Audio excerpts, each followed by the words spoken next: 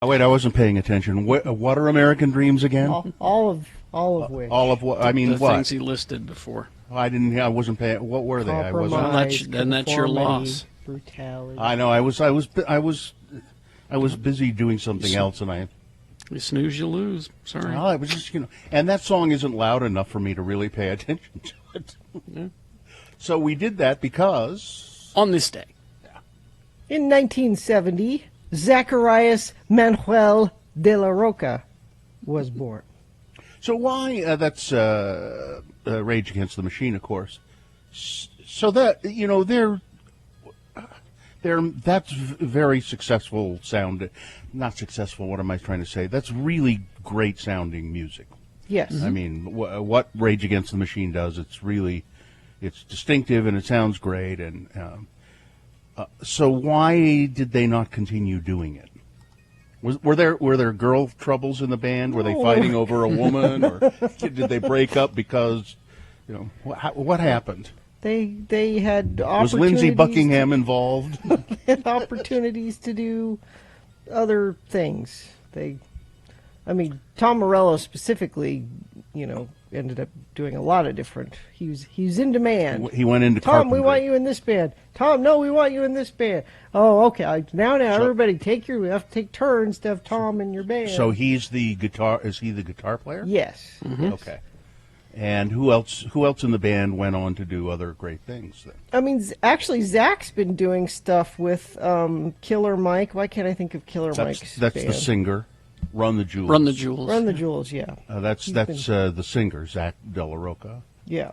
And then who else was in the band that's gone on to? I'm not sure. Isn't one of them working at the border, on the border wall? In construction, I think. Anyway, that's I just always, they didn't have a huge amount of output, right? No, what do you mean? They didn't do a lot of records. I think they did at least 5, didn't they? They did, I can tell you how many exactly. Yeah, maybe they weren't in your sphere, maybe, Bill. Maybe. Well, I mean, I knew them from what we played on the radio, but I never did a deep dive into Rage Against the Machine. I liked them. I liked what I heard, but did they ever do a ballad? No. No love songs? No. Just wasn't in them. They're all protest songs. They're protesting different things, but they're all protest songs. Well, anyway, I just They have 4 albums. yeah. I mean, that's not a big output, really. And then I think there's a lot to be said for, and you could point to this show. As a matter of fact, say what you have to say, and then stop. Longevity isn't necessarily a good thing. Well, I think it's more about influence. Because if you want to take a look at output, the Sex Pistols put out 1 album. But then look at their influence. So you look at Rage Against the Machine, only 4 albums, but a lot of influence. Well, I think the Sex Pistols might have put out more if there weren't death involved. Yeah. I mean, I think a lot of bands and a lot of radio shows go on along past their prime, is what I'm trying to say. And I think maybe Rage Against the Machine just said, we said what we need to say here. I guess I didn't realize that Audioslave had, it was everybody except for Zach. So Chris Cornell was a singer, and I guess the drummer and bassist, that was all Rage. I guess I didn't realize that. But. Yeah. So basically, the band stayed together with a different singer, Bill. I guess to answer your question. Oh, that's a way to. Audioslave. Yeah. Okay. So Audioslave also not much output, but very influential. Yeah. Hi. How's it going? Hi. Everything okay? Eh. We have to be more than or again we could just turn out the lights and go home. I've been. Oh wait, we are home. I'm sorry. I've been having Take Back the Flag anguish that maybe we can talk about later. I don't know. What do you mean take back the? Well, you brought it up, and what I are just you don't know if we have anguished time about? right now. Well, you know, my ongoing campaign of taking back the flag. Anytime. By the way, if you have a flag in your and Gina is anywhere near it, she'll take it. That's what she means by taking back the flag. She just steals American flags. Yes. I've been torn about it as of the events of the last week. Are know, you like- you're having a moral crisis? Well, so if you go to x96.com/live, most days I wear my USA hat, and I usually try to have, American flags in the background. Are you no longer supporting the American flag? No, I am, but so see, this is too much to get into now, but it's let's find some time to talk about it later, because I'm really having a hard time with it. There are other flags you might want to take. I think I like the Canadian flag. If you see a Canadian, why don't you take the Canadian flag? They won't even fight you for it. No, They'll just give they'll it say, to you. hey, that's It's like- great. Take it. We'll get another one. It's okay. No, it's the reason I started doing this was because I didn't like how I felt when I saw people wearing American flag hats and T-shirts and flying flags from their trucks, and I hated that I made assumptions about their politics based on the clothes they were wearing or how they decided to decorate their vehicle. And so I thought, well, I'll start doing it because I love this country too, and why I don't want to just feel that way when I see the American flag being flown. So that's why I've been doing this pretty much the whole Trump presidency. I think I've been doing this. You know, you can show that you love the American flag more than anybody else by flying the American flag along with the Confederate flag. That's how you show Apparently. you really, really love America. Well, that's a true patriot, Bill. That's a patriot. Yeah. I feel like I'm losing the battle, though. Just Well- within myself is what I'm because that's all the pictures in the news are now of the riots and the flags that people are holding there and the clothes that they're wearing and Yep. I'm starting to worry that when people see me like this that they will associate me with that, and I feel like I've lost the battle. Well, You see what I'm I saying? Yeah, I do see what you're saying, but it makes no sense because you already felt that way seeing other people do it.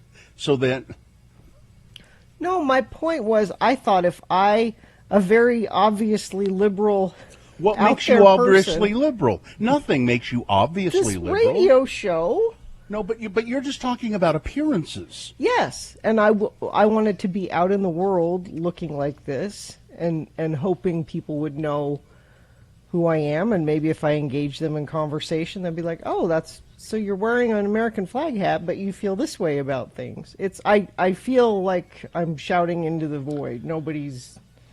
I feel like I've lost. Well, Well, you can't reason with them because they're waving this American flag around, cheering for something that they clearly want no part of. They've made it clear they don't want to be American. They want some sort of dictatorship of some kind with Orange 45 at the Yeah. at the head of it. They don't want to be Americans. I don't know why they're waving the American flag. and people looking at you, Gina, they don't know who you are. They just see the flags, so maybe they assume that you're the same. That's You're what I'm making saying. assumptions. I've wanted more people to embrace this so that it wasn't just you made an automatic assumption about people. But Anyway, we ought to officially get right. going here. Yeah. Start the show, and we'll take your check-ins at 877-602-9696 if you have a mind to call in and tell us. Are you making any assumptions about Gina because of the American flag? Do you understand what she's trying to do?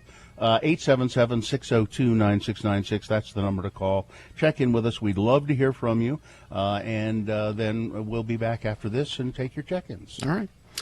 First, a message from the Department of Workforce Services. You know, one way to really strike back is to make sure the economy stays strong, and the way the economy stays strong is people going to work. And if you are if you're out of work and your benefits are drying up, go to jobs.utah.gov and take a look. You will see that there are lots of jobs available from the Department of Workforce Services. There are you could make a career change. You can, or maybe you'll find something in the field that you're in. But the Department of Workforce Services has hundreds of jobs available. Also, what's really cool is there's a mobile app. You can download an app and then look for jobs and apply for jobs right on your phone. There are all kinds of job fairs coming up. There are ways you can contact employers. There are tips about what you need to do to find a good job. So just do that. Just go to that website, jobs.utah.gov.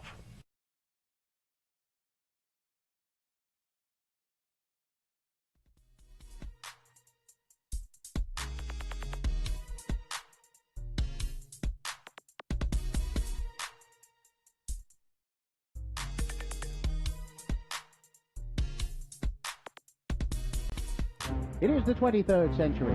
Humans have left the lowly confines of planet Earth and have sought their destiny among the stars. While many things have changed, one constant remains: the need for young men to venture forth and do the work of the Lord. This is the tale of two such men who at the age of 19 have answered the call of their general authorities and are embarking on a 2-year mission to spread the gospel throughout the galaxy. This is the story of Space Elders!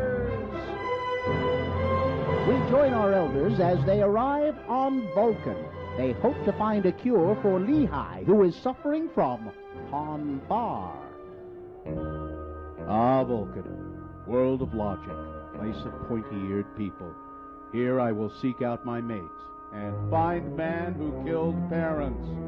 Settle down and raise pointy-eared offspring. Knock it off, Lehi. You aren't a Vulcan. I was hoping you only had the 24-hour type of Ponfar. Dang it. Oh, here comes somebody.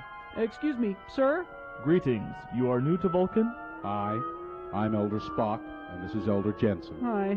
We represent the Church of Jesus Christ of Latter-day Saints. You know, the Mormons. Spock? He is a legend on Vulcan. You mock us by using his name. Oh, we mean no disrespect. Lehi here is Spock. I mean, they mind melded and something went wrong. Elder Spock here is suffering from Ponfar. Ponfar? This is almost illogical. We must meet with T'Pau. She will know how to proceed. This is Spock? He does not look like Spock. Fascinating. So the great son of Vulcan has sent you as his replacement? Joining will go on as scheduled. Joining? What joining? My parents chose my mate when I was 7. We were telepathically linked, and now is the time for us to be wed. Spock was joined with this woman. You haven't even gone to Snellgroves with her. You can't marry her. Talk about breaking the rules. We are all gathered. We shall proceed. We are here to complete the joining of Spock and T'Pring. Unless there is anyone here who objects, the ceremony will commence. Excuse me, T'Pau, ma'am, I have a problem with this. Only Vulcans are allowed to protest. One more word out of you and I will have you removed from this holy place. Now, shall we begin? I protest. T'Pring, no. Why? I have chosen another to be my mate.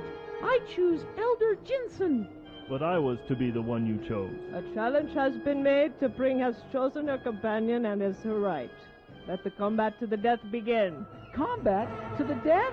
Oh, come on, Lehi Spock. You know I can take you in a fair fight. Be logical. Give up now before I have to hurt you. Hey, you cut my Mr. Max suit. Why, they ought to teach this at the MTC. Oh. We have our victor. Elder Spock shall wed T'Pring. Excuse me, ma'am, but I don't think I can go through with this. You see, I just killed my companion, and we're way out of our sector. My zone leader won't be happy at all. I really should be going. And I will be free to take Ston as my husband. Is this the end of Butch? Will Zone Leader Hansen really be upset at Lehi for killing his companion? Will Spock show any emotion when he finds out that his fiancée has married another? Tune into our next episode to hear Butch say... Hey, man, be careful. Do you have to drag my body all over every rock? Butch, you're alive! Shh, keep it down. I faked my death so I wouldn't have to kill you. I'm glad to see you're back to being your old self. I didn't kill you. I didn't. I don't remember much of anything about the past week, though. Look, just drag me back to my hyperbike and I'll tell you all about it. Well, we left the quadrant. What's Zone Leader Hanson gonna say? Well, maybe we just won't tell him. Well, that would be the logical thing to do. Huh? On the next finger-crossing episode of Space Elder!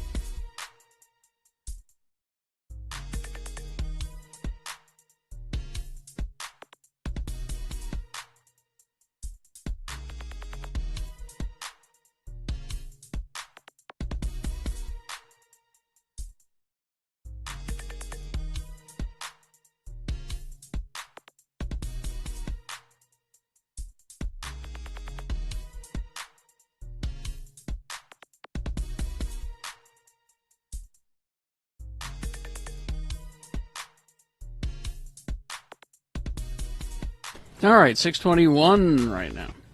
We'll officially begin the program and then go to your check-ins, and the lines are full. You might try to get through if you want. We have 2 lines open. Oh, we do? I thought they were full. 877-602-9696 is the number to call and check in with the Radio from Hell show. Gina? It's brought to you by America. Okay. The moon is, well, it's a new moon today. Just starting now, it'll start moving toward being a full moon. The moon, well, it doesn't matter. You won't be able to see it, really. It will rise today at 7:38 a.m. Today being Tuesday. It's the 12th day of January in the year of our Lord Jesus Christ, 2021. Day 288 now, without a vaccine. I haven't had one single shot of a COVID vaccine in 288 days. There are 8 days left for Joe Biden to rethink his decision to stand outside on the Capitol steps for his inauguration ceremony. Mm-hmm. And this is the Radio from Hell show, the show for people who feel like hell in the morning, starring the Lords of Morning Radio, ready at any time to pose for the cover of Vogue magazine. Kerry Jackson, Bill Allred, and Gina Barberi. Katie, our Vogue cover model for short, is the producer of the show. And she's there in the studio making sure everything's running ship-shape. And Skip and Miriam are helping out in the producer's booth. Today is National Hot Tea Day. Did you know that tea is the second most consumed beverage in the United States behind only coffee? That's not true. Of course it is. Soda? People drink more soda than tea, don't they? Tea is the second most consumed beverage in the United States behind only coffee. Says tea. A cold January day, it's a great time to enjoy a steaming hot cup of tea. Says tea. And it's also National Pharmacist Day. Here's something that you can say is not true as well, if you'd like, Gina. National Pharmacist Day honors pharmacists and recognizes their important role in medical care. No, I won't argue with that. All right. Here's the song for National Tea Day. And she's always puffing and panting, and she's always screaming and shouting, and she's always brewing up tea. Grandpappy's never late for his dinner, 'cause he loves his leg of beef, and he washes it down with a brandy and a fresh made pot of tea. Everybody now. Have a cup of tea. Have a cup of tea. Have a cup of tea. Have a cup of tea.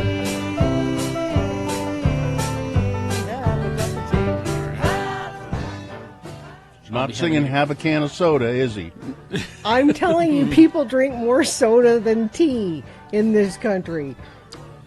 You have a. You prove You need it. to take this up with tea. Prove it.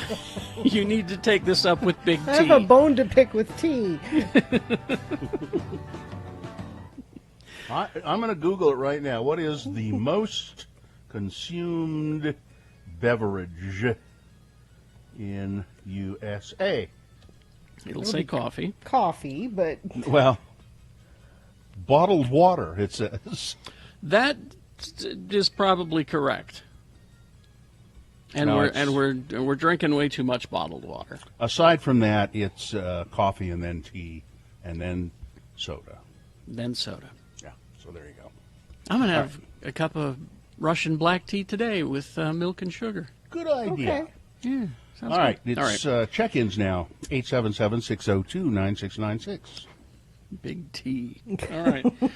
Let's go to Logan. Hi, Logan. Good morning, Lords and Lady. How are you guys doing today? What beverage did you have this morning, Logan? Well, I'm actually drinking some Mill Creek coffee. There you Good go. on As you. am For I. you. As am I. Mill Creek coffee. I did add a little bit something that I'm trying. It's Yeah. called mud water. It's supposed to be a, kind of a coffee substitute, but I added it into my coffee because I'm not very smart. But it But it tastes good. Okay. Never heard of Mud that. water doesn't Mud water. sound like it would taste good. No, it has a very chai type of spice flavor to it, but it's pretty good. It has turmeric and just Mud a bunch water. of weird things in it. A coffee alternative with 1/7 the caffeine of coffee. Mud gives you natural energy and focus without the jitters or the crash. Try Mud water today. But might as apparently, well- if you add it to coffee, you get everything. You know, at 1/7 of the caffeine of coffee, you might as well have a cup of tea. I mean, what's the Yeah, point? yeah. What's the I point? have actually a few tea bags right next to my coffee because I enjoy tea as well. I am a cultured man. All right. Yes, you are. Anything else, Logan? No, that would be it. Just wanted to say hello. I was feeling greedy and thought I'd call in 2 days in a row. Well, Thanks, thanks Logan. for doing it. No, thank Enjoy you, your guys. mud water. Yes. Mud water. You're not going to have mud water day No, National Mud Water Day will not happen. because Big T will lobby Congress. Hey, don't pay no attention to mud water. No, here's some money and some tea. And Money and tea. just ignore mud water no matter how much they lobby for a national day. Do not grant them that. Because Big T is the all-powerful mega force.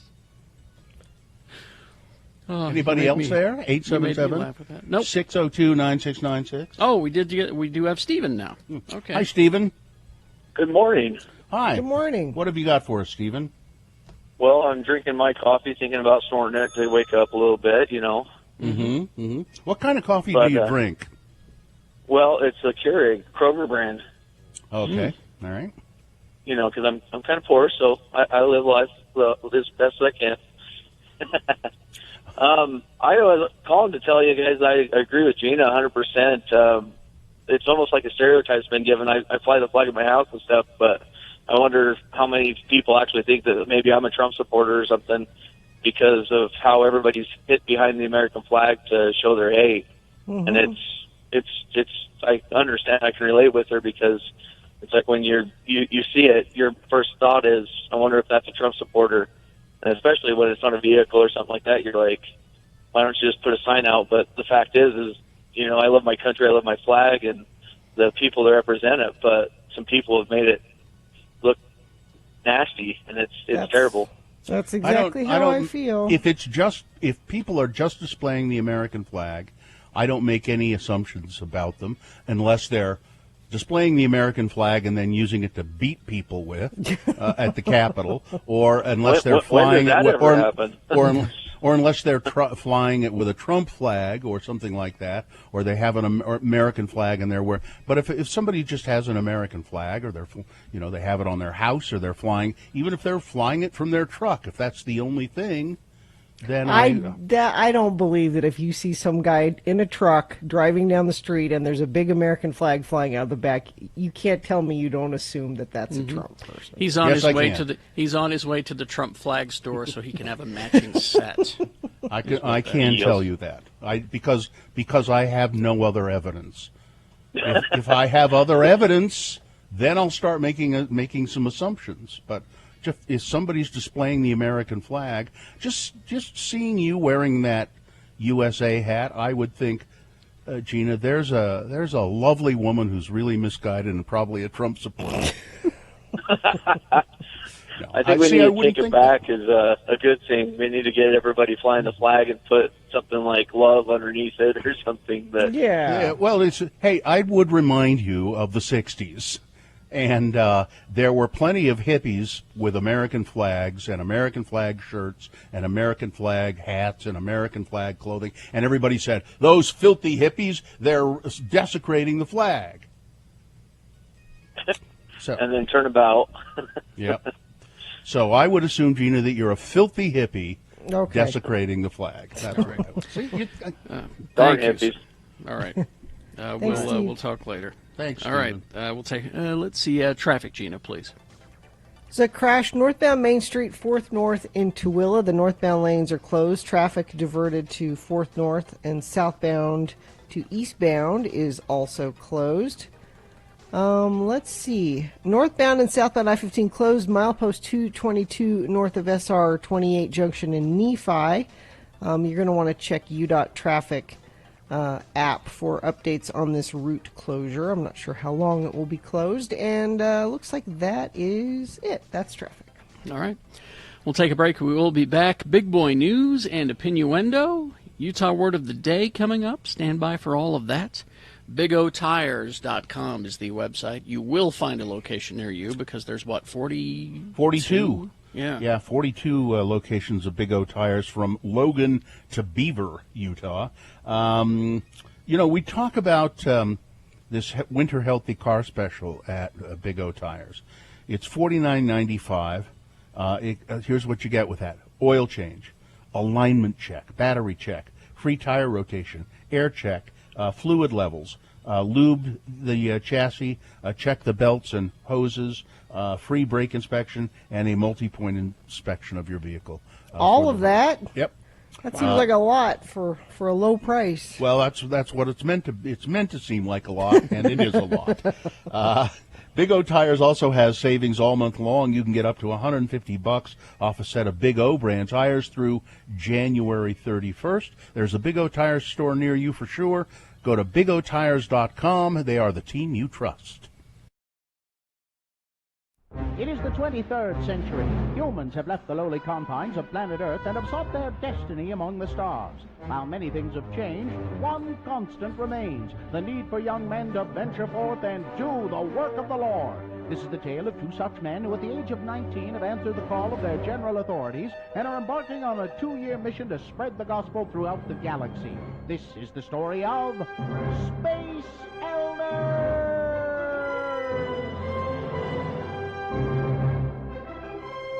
Once again, we join our missionaries as they orbit a small planet. Hey, Lehigh, my sensors are picking up a distress signal from a small craft on the surface.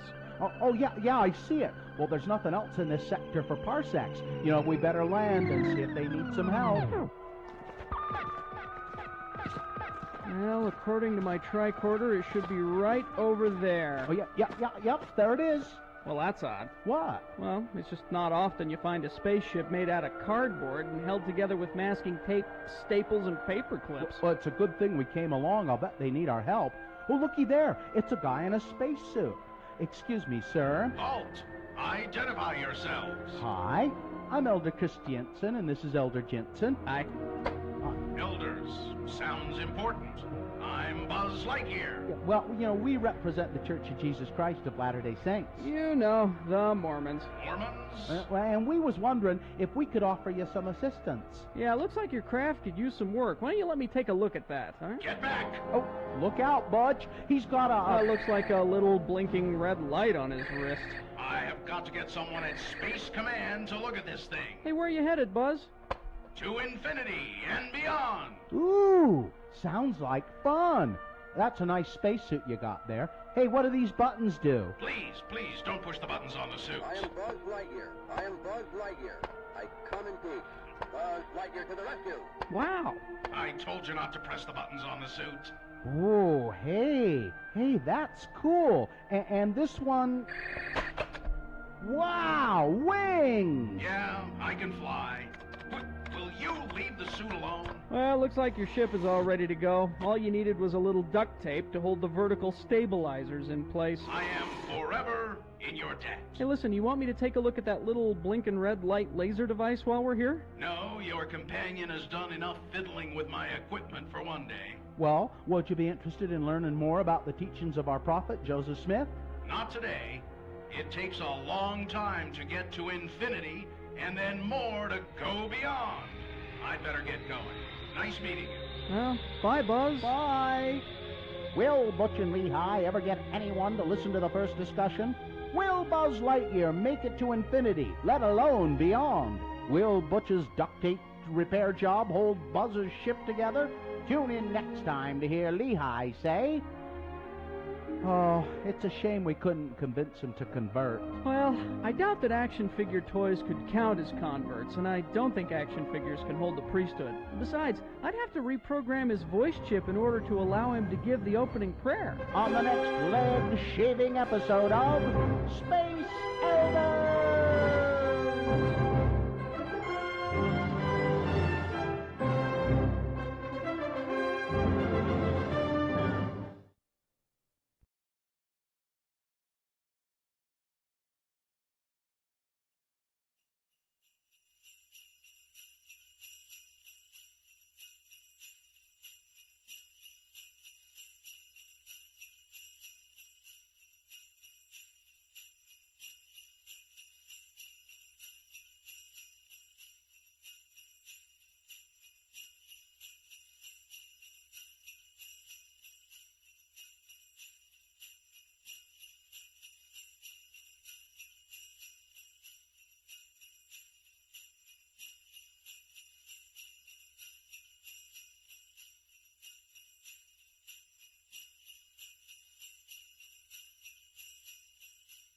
All right, 6:37 right now. Full strength, big boy news and opinioendo brought to you by Big T. It's all about the Big T today. and their control that they have. Big T. Well, I mentioned in the opening of the show that we're ready for our Vogue magazine cover at any time, and that comes from a story about Vice President-elect Kamala Harris. It might seem, in light of what's going on currently in Washington, the least of the matter. On Sunday, a leaked shot of Vice President-elect Kamala Harris's Vogue cover, it's Vogue magazine, set off an unprecedented firestorm. Friday's issue features Ms. Harris in a dark jacket by Dawn Deal, skinny pants, and Converse shoes, her trademark pearls. She stands against a leaf green backdrop, bisected by a spill of pink curtain, colors meant to evoke her Howard University sorority, caught in what seems like mid-laugh, her hands clasped together at her waist. I like the picture. It's a very nice picture.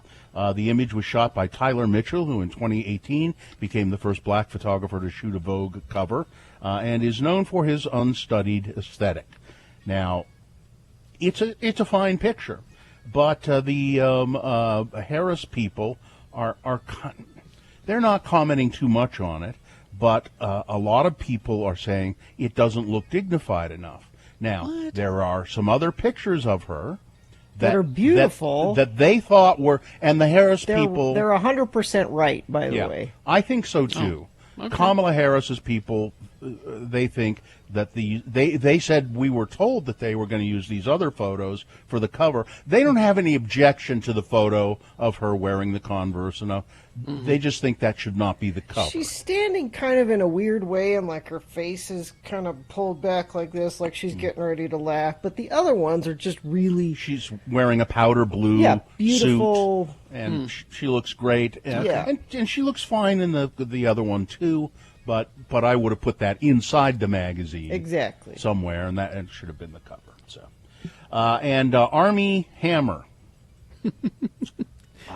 I don't know. Is he cannibal or not? Do we have a definitive answer? I need to know. It's kind of looking like he's a cannibal. Really? A woman who has accused Armie Hammer of sending vile Instagram messages based on cannibalism and rape claims that a photo of his tattooed hand proves that he is responsible. Hammer began trending on Twitter on Sunday after a series of screenshots showing graphic messages he allegedly sent to a woman were leaked by the anonymous and now private Instagram account House of Effie.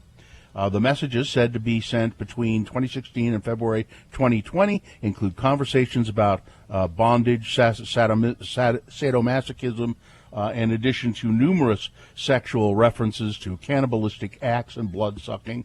In one message, the actor allegedly wrote, "I'm 100% cannibal. I want to eat you."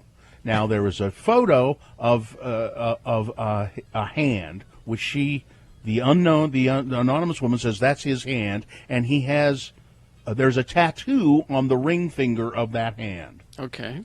And Armie Hammer does indeed have a tattoo of his ex-wife's initials on his ring finger. And she said that proves it. Armie has a similar tattoo, and she said this proves that it is him. He has said he and his people have said nothing about it. Maybe he just so means, you're so, I just want to eat you up, like you're just. Well, yeah, except he said other Not in things. a. He talked about other things that were pretty unsavory. Okay. It wasn't just that. You eat one of those, it's what they call you a cannibal. So members of state capitals here in Utah and state capitals in all 50 states are on high alert because, well, there are threats that there will be violence at all the state capitals in the country on Inauguration Day. At a time of uncertainty, we need our neighbors to stand next to and continue the war that is raging within this country. Ammon Bundy wrote. Well, okay. In Idaho. What do they think is going to happen? Okay, you march on the Capitol with your gun, and they're going to take over the country? What does that look like? Do they think past, I just want to carry my gun and go to the Capitol? What's that next step? So then what happens? You'll see. This is an honest question. No, but it's to make a point, first of all, Gina. They're doing it that we're making a point here. We're showing you, we are showing America how upset most Americans are. Okay, That's so what we're do you doing. want to happen? What? Well, we want the Trump agenda to continue. We want whatever QAnon says. We think that I mean, they can give you a whole list of stuff that they think should happen. They like what's been happening in the Trump administration. For instance, let's see, do I have the story right here?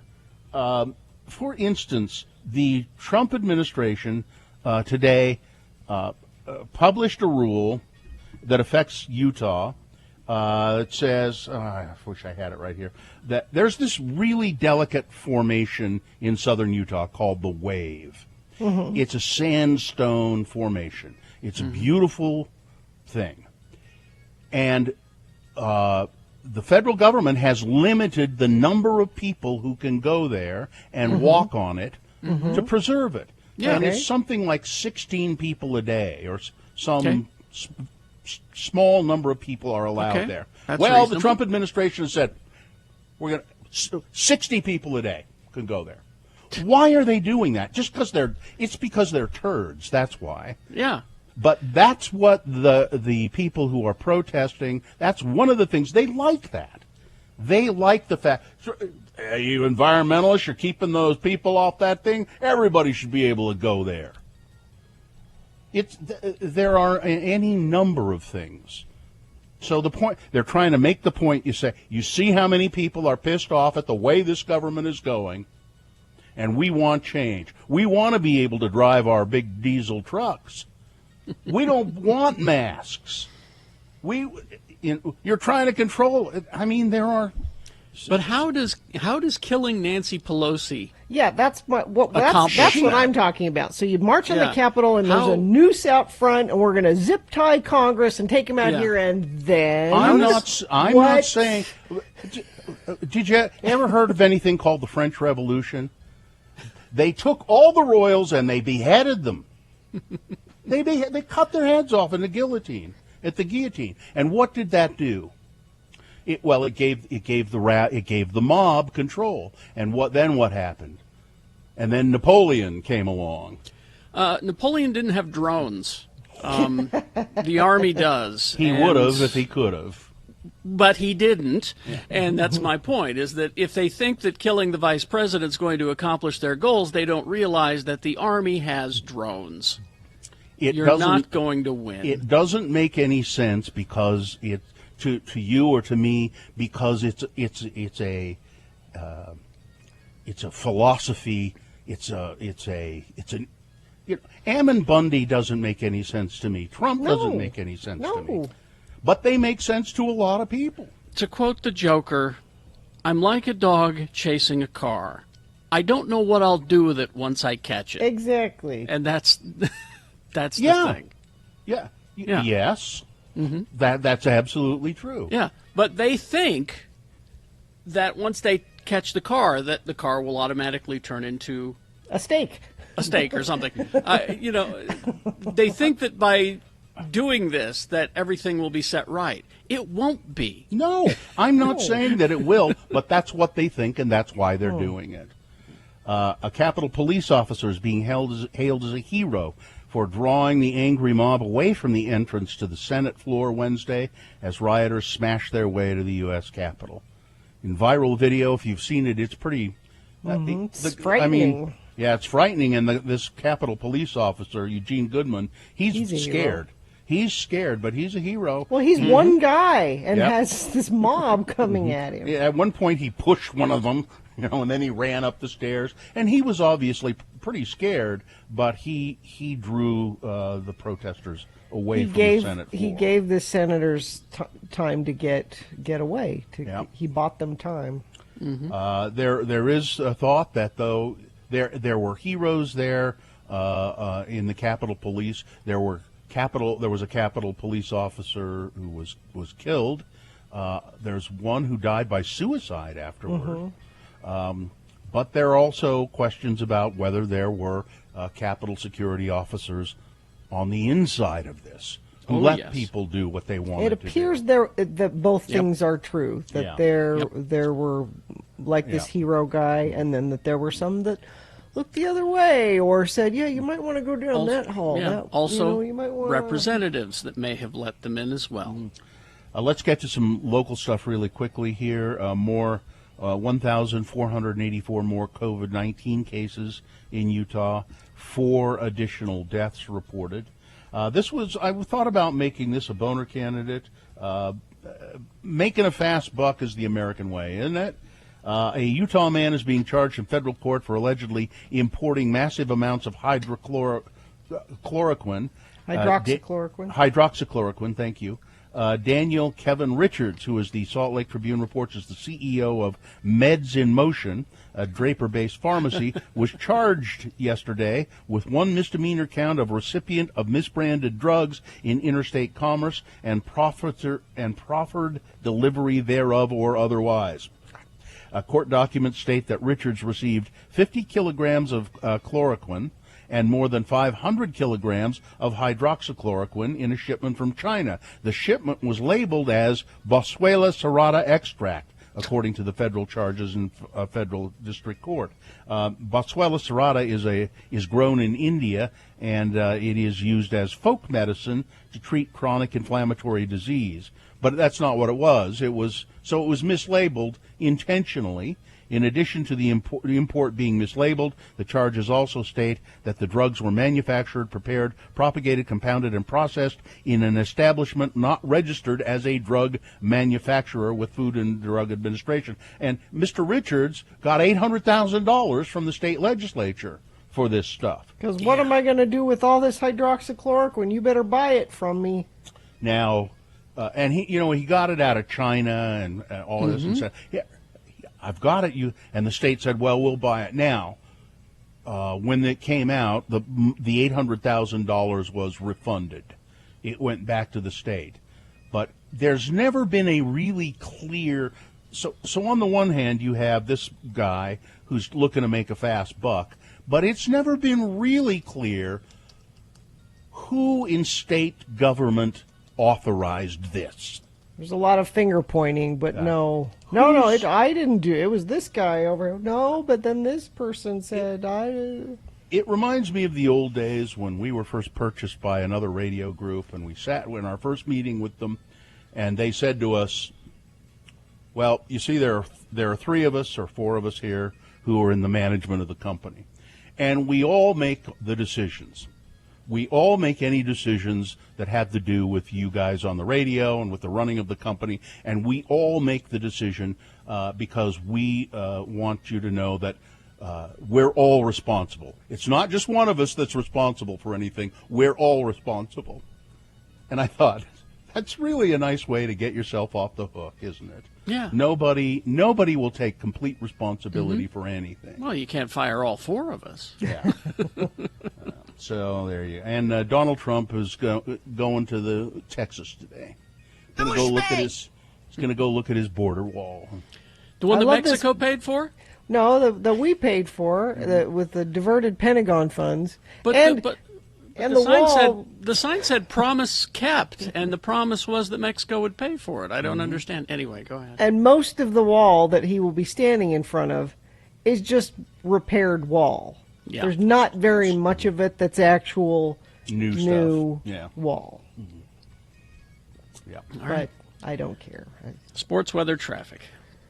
Bill Belichick has rejected Donald Trump's offer for the Presidential Medal of Freedom. The NFL coaching legend made the announcement Monday evening, saying he was initially flattered to be offered the award, but decided to ultimately turn it down after pro-Trump protesters ransacked D.C. last week.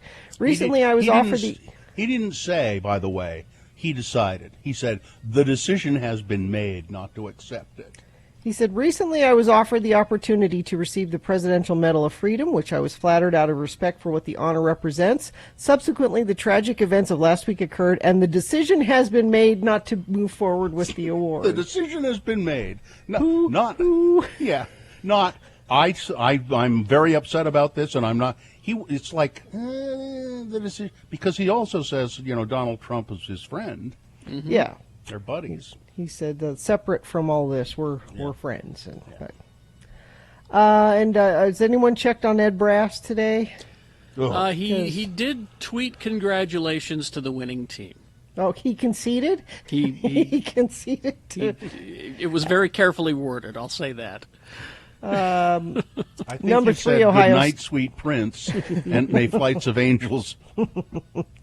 Number 3, Ohio State lost to number 1 Alabama in the college football playoff national championship game, and it wasn't even close, 52-24, ending a very weird college football year.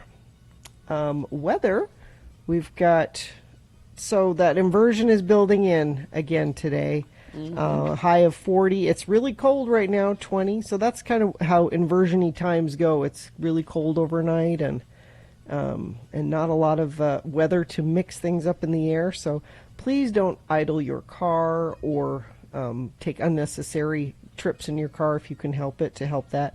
Now, tomorrow night we have a slight chance of rain, and I say rain because the high tomorrow is going to be 47, so fairly warm.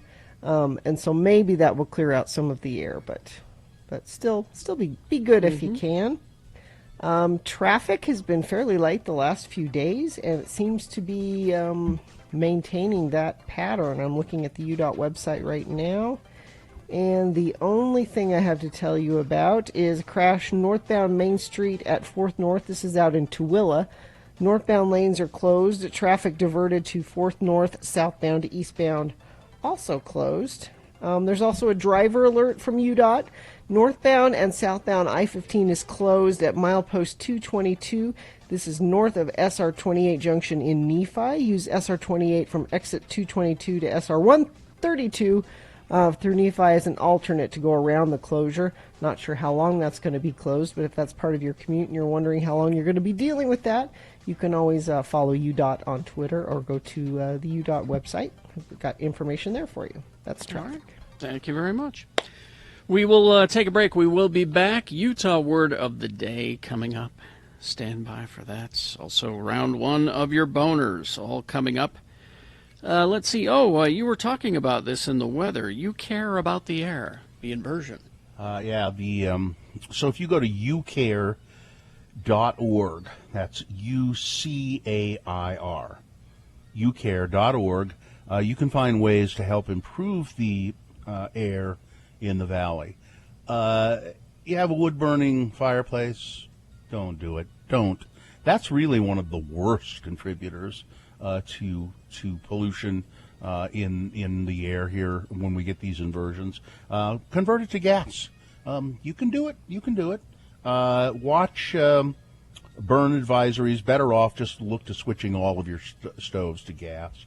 A bike to work, walk to work, take public transportation, find service stations that use Tier 3 fuel that sell it, all of those kinds of things. And don't idle your car, please. That's the big one. Yeah. I see that a lot at picking up kids from school. Yeah. You know, parents wait and don't just turn it off. Go to ucare.org for more.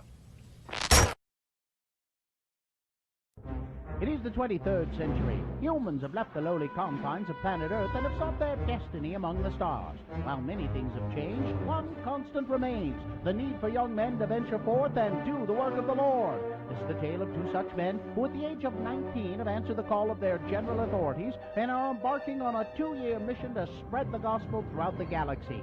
This is the story of Space Elders! Today, we find Butch and Lehigh on Starbase 182 around lunchtime. Hey, Lehigh, what's up? You haven't been yourself lately. You seem a little under the weather. Here, I replicated you some lunch. This should put you back on your feet. It's your favorite. Oh, plomeek soup? No, macaroni and cheese with little hot dog bits in it. Man, you are sick. I'm taking you to the sick bay. Are you sure that would be the logical thing to do? Huh? Come on! Very interesting. What is it, Doc? What's wrong with Lehigh? Elder Christiansen here is suffering from plateau. Plateau? What on earth is that? Not plateau. Plateau. Oh. The blood fever. It's not of Earth, my dear Butch. It's a Vulcan disorder. Lehigh here is in the early stages of Ponfar. But Doc, look at my companion. I mean, his ears aren't pointy. The blood sample you took from him was red, not green. He's not a Vulcan. Have the two of you come in contact with any Vulcans recently? Well, we met with that nice Ambassador Spock fella. Was there anything unusual about this meeting? No, we talked for a while. He mind-melded with Lehigh and then sent us packing like everybody else. Mind-melded with a Vulcan? Oh, dear. Well, he said it would be the fastest way for us to tell him about the gospel. Now, what's this got to do with Lehigh losing his appetite and then resetting the environmental controls in our apartment up to Moab standard temperatures? Ponfar is the Vulcan mating ritual. Unless the individual who's suffering from the blood fever gets to Vulcan in time, he will die. I still don't understand how Lehigh contracted this blood fever thing anyway. The Vulcan who did the mind meld must have transferred it into the Lehigh's mind during the meld. No matter how he contracted it, you must get to Vulcan within the next 72 hours or your companion will be dead. Okay, Vulcan it is. Come on, Lehigh, we better get going. But Vulcan isn't in our Tracton area. We're not supposed to go outside of this quadrant. You know the rules. Zone Leader Hansen would never approve of us making a personal visit to Vulcan. Oh, to heck with Hansen. They can send us both home if they want to. I just want to make sure you go home breathing. Will our elders get to Vulcan in time to save Lehigh? Will Zone Leader Hansen get them sent home for leaving the quadrant? Will Ambassador Spock apologize for giving Lehigh plateau? What is exactly in plomeek soup anyway? Tune in next time to hear Butch say, Hold on, Lehigh. Just a couple more hours and we'll be on Vulcan. Butch, wouldn't it be more logical to reduce our speed to warp 6 in order to make the best possible speed while reducing the stress on the dilithium crystals? Oh. On the next mind-melding episode of Space Elders!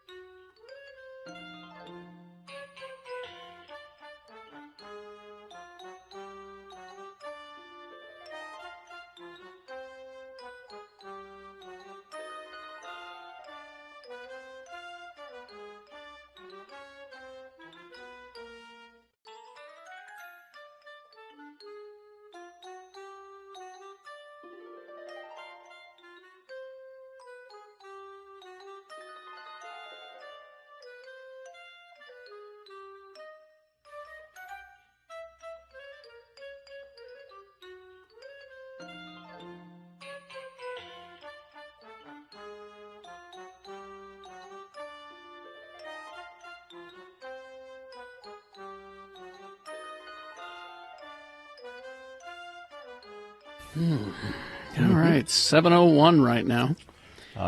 And well, we got time before we get to Utah Word. Yeah, Utah Word of the Day coming up. That's a warning more than anything.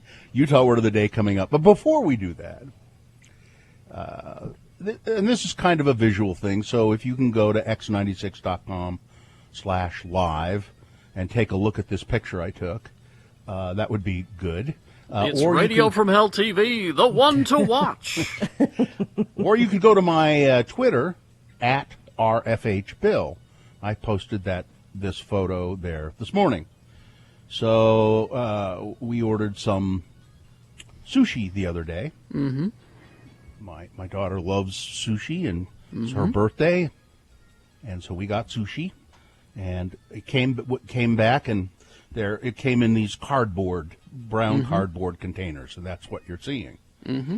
And there were different sushi rolls in each container. Mm-hmm. And this one you can see there's a sushi roll called, well, can you read the first one at all? It looks like Utes to me. Yep, absolutely. It was called the Ute. Maybe Ute roll? Mm-hmm, Okay. The Ute roll. And the next one.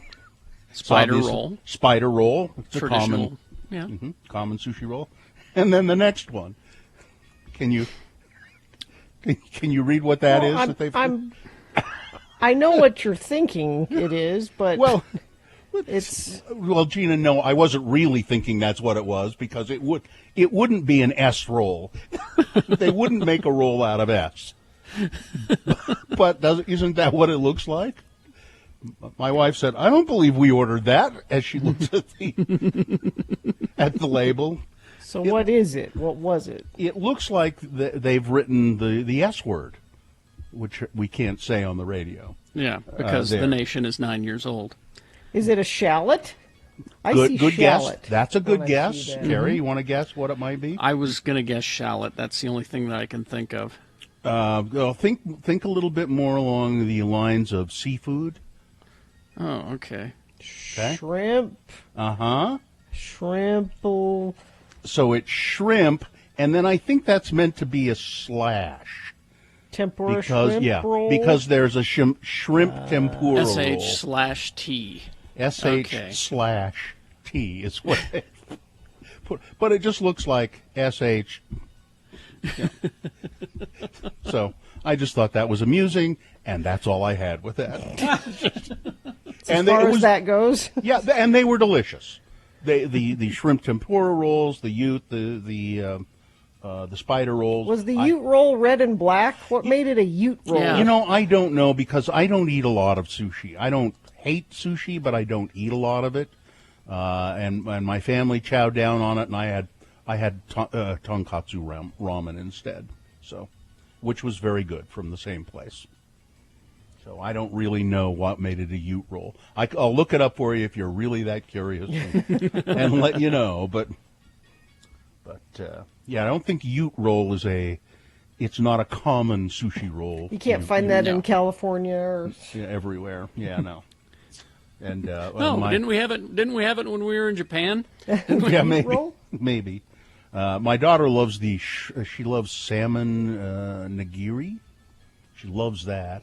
And agadashi tofu, and she loves this. Well, both of my kids love sushi, love it, and I'm just kind of like, okay, I'll eat it if it's there. Some of it I like, I like okay. Some of it I don't like. You know, it's all right. But I'd rather have ramen or something like that. All right. Anyway, there you go. Now let's see. Do we have time? Do we have time for Utah Word? Yes, we have plenty of time. Wait, maybe we're out of time. Nope, we have plenty of time. No, come on. Wide open. Terry's the timekeeper. He knows. Actually, Katie helps the time too. We have time. Oh, Katie thinks we have time. See, if you'd have made it a longer sketch, then that would have. Yeah, this is the first Utah Word of the Day sketch of the new year, and I made it. It's really short, and it's really short. Doesn't make it better. There's just less of it. Yeah, which maybe makes it better. All right. Is it sponsored, Gina? I didn't think No. so. All right.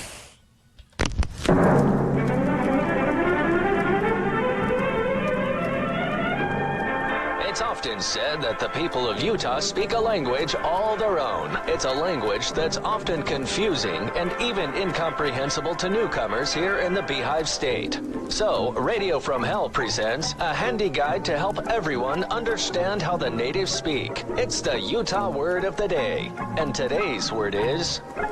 Canakarn. Canakarn. K-A-N-A-K-A-R-N. Canakarn. And now here they are once again to help us kick off this brand new year with another Utah word of the day. Today's conversation finds our Utah stalwarts discussing what's for dinner. They're standing on LeVar's front porch, socially distanced of course, in Utah County as the following scene takes place. Again, the word is Canakarn. Hey there, LeGrand. Hey, what brings you down here to my place? You ain't been getting out much since, the COVID. Well, that's true. I mean, I'm really scared to catch it because of my underlying condition, my underlying health condition. I mean, I'm afraid it would be the end of me if I was to get the virus because of my underlying health condition. That's why you ain't seen me down here to your place in recent times. Oh, I didn't know that. I didn't know you had an underlying health condition. You mind me asking what your underlying health condition is that gives you extra fear of the COVID? Well, I thought it was pretty obvious. It's these here red patches on my hands. You mean your eczema? That's what them patches are, Yeah, I know. I mean, that's just dry, scaly skin on your knuckles there. Eczema isn't an underlying health condition that would make the COVID any worse. Well, I'm not taking no chances. I mean, you never know. But I didn't come down here to Spanish Fork to talk about my eczema. I came down here to get something from your food storage. Now, you remember when we bought all them cases of food together? Oh, yeah. I've been keeping all the stuff in my storage for you until you finish building your bunker. But you ain't done building that thing, have you? No, I ain't done. But I will take a case off of you today. I don't need the whole case. I just need a can of corn. But I might as well take the whole case of corn because I will eat it eventually. That's up to you, my friend. They're your cases, and it's your corn. I mean, you can take it all or just one can of corn. Makes no difference to me. Yeah. Well, I don't really want to carry it all. Never mind the case. Just bring me one can of corn. Can of corn it is. And how about I get you some salve for that eczema, too? Join us again some other time as we examine how the Utah natives speak with the Utah word of the day.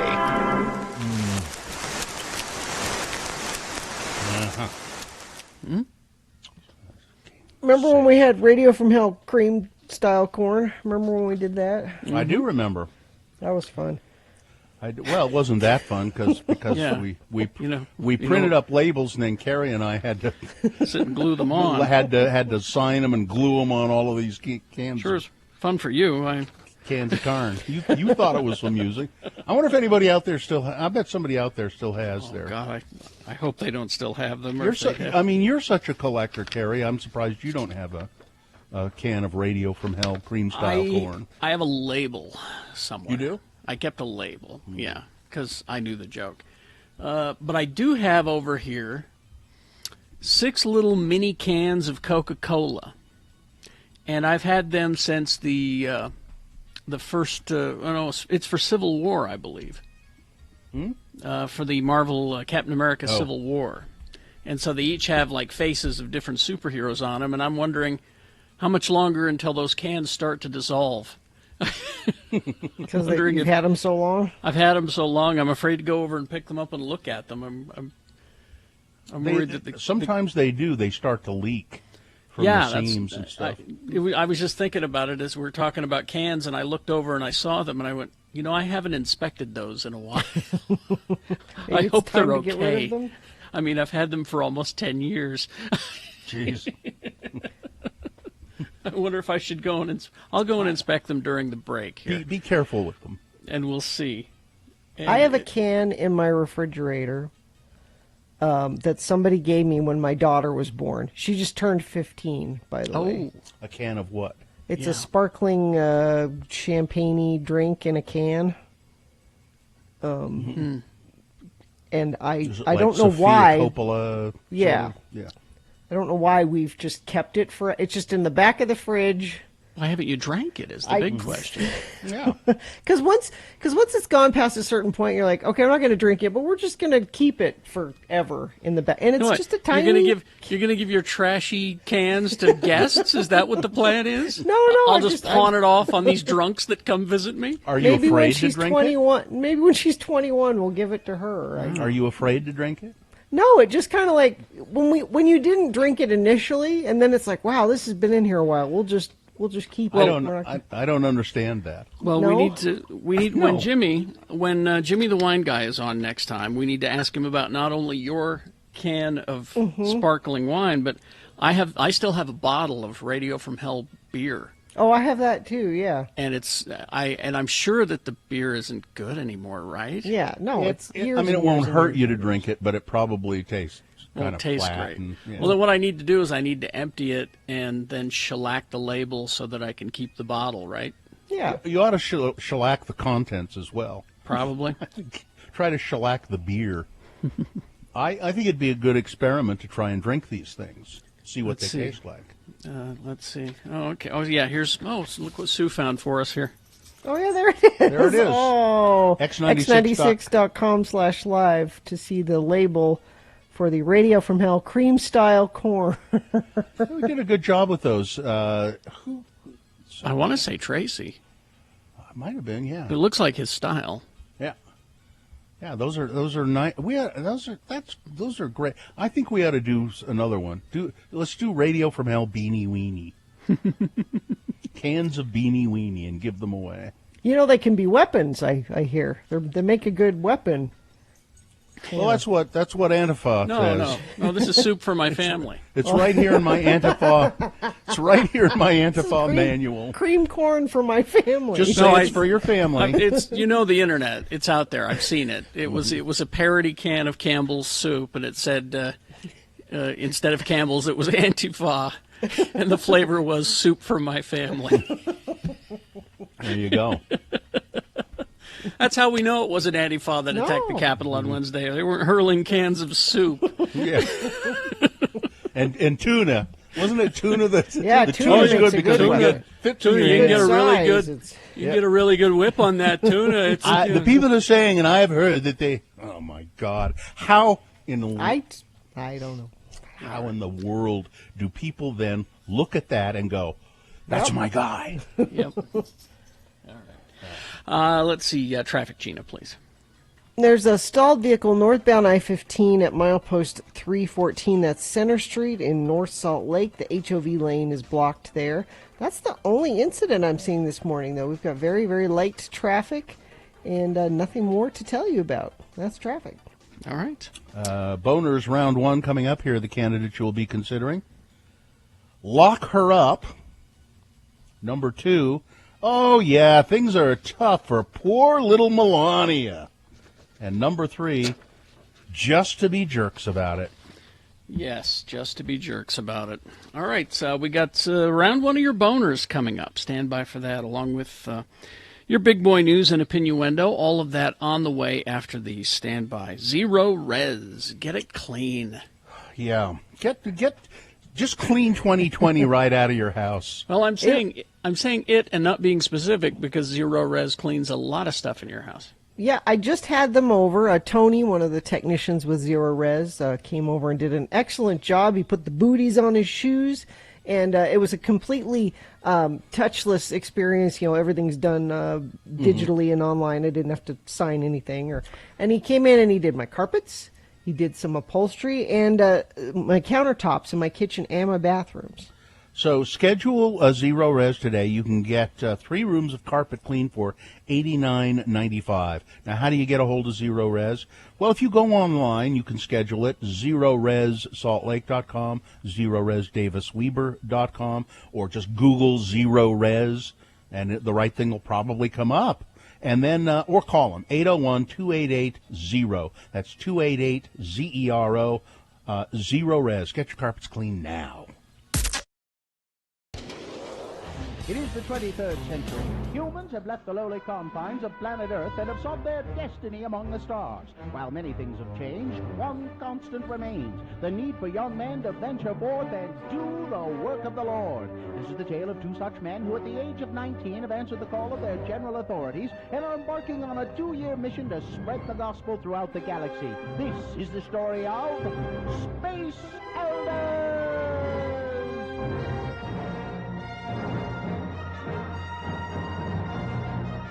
Today, we find our beloved missionaries knocking on the door of a sand crawler on Tatooine. Man, this thing is huge! Who ever heard of a camper being 100 feet long and nearly 60 feet tall? Well, it's not really a camper. It's more like a mobile home. An entire tribe of Jawas call this sand crawler their home. Well, I guess we better introduce ourselves before they decide to move on. Hi there. I'm Elder Christiansen, and this is Elder Jensen. Hi. We represent the Church of Jesus Christ of Latter-day Saints. You know, the Mormons. And we was wondering if you had heard of our church and if you'd like to know more about it. Lehigh, I think my universal translator in my name badge is broken. Could you tell me what the little guy said? Well, I didn't understand him either.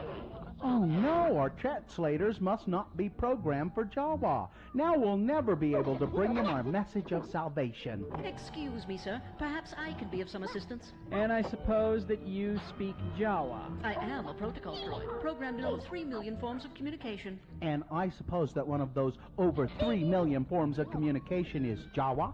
Oh, Jawa's like a second language to me. You be quiet, R2. I do speak Jawa like a native. Well, then, if you wouldn't mind, could you tell us what they're saying? Talk to them. Utna Bak Chala Elders? He says that they want your hyperbikes. Well, you tell him that we need them to do our missionary work and that we would really need to be going soon, too. Kala Chuk Nagda Zula Tem, Elders Lokta Nimboshan.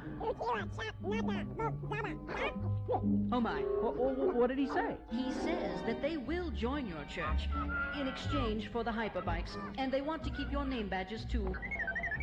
They want eternal salvation and our hyperbikes? Cool. They get our bikes and we get our first converts. What a deal. I mean, there must be 200, maybe 300 Jawas on board this piece of junk. I mean, we could convert them all. Butch, those hyperbikes don't belong to us. They belong to the church. And so will the Jawas after we baptize them. Could this be it? Converts for Elders Christiansen and Jensen at last? Would the church frown on bartering for membership? And how many Jawas can you convert for a pair of Mark 32 hyperbikes with custom fender flares and luggage racks? Tune in next time to hear Lehigh say... No, and that is final. Now, Mr. 3PO, if you would just kindly ask the Jawas to give back our name badges, we'll be on our way. Well, all right. What if I give them my luggage rack and fender flares and we just baptize, a couple of them? No! That is your big problem, Butch. You always try to do things the easy way. Oh, yeah?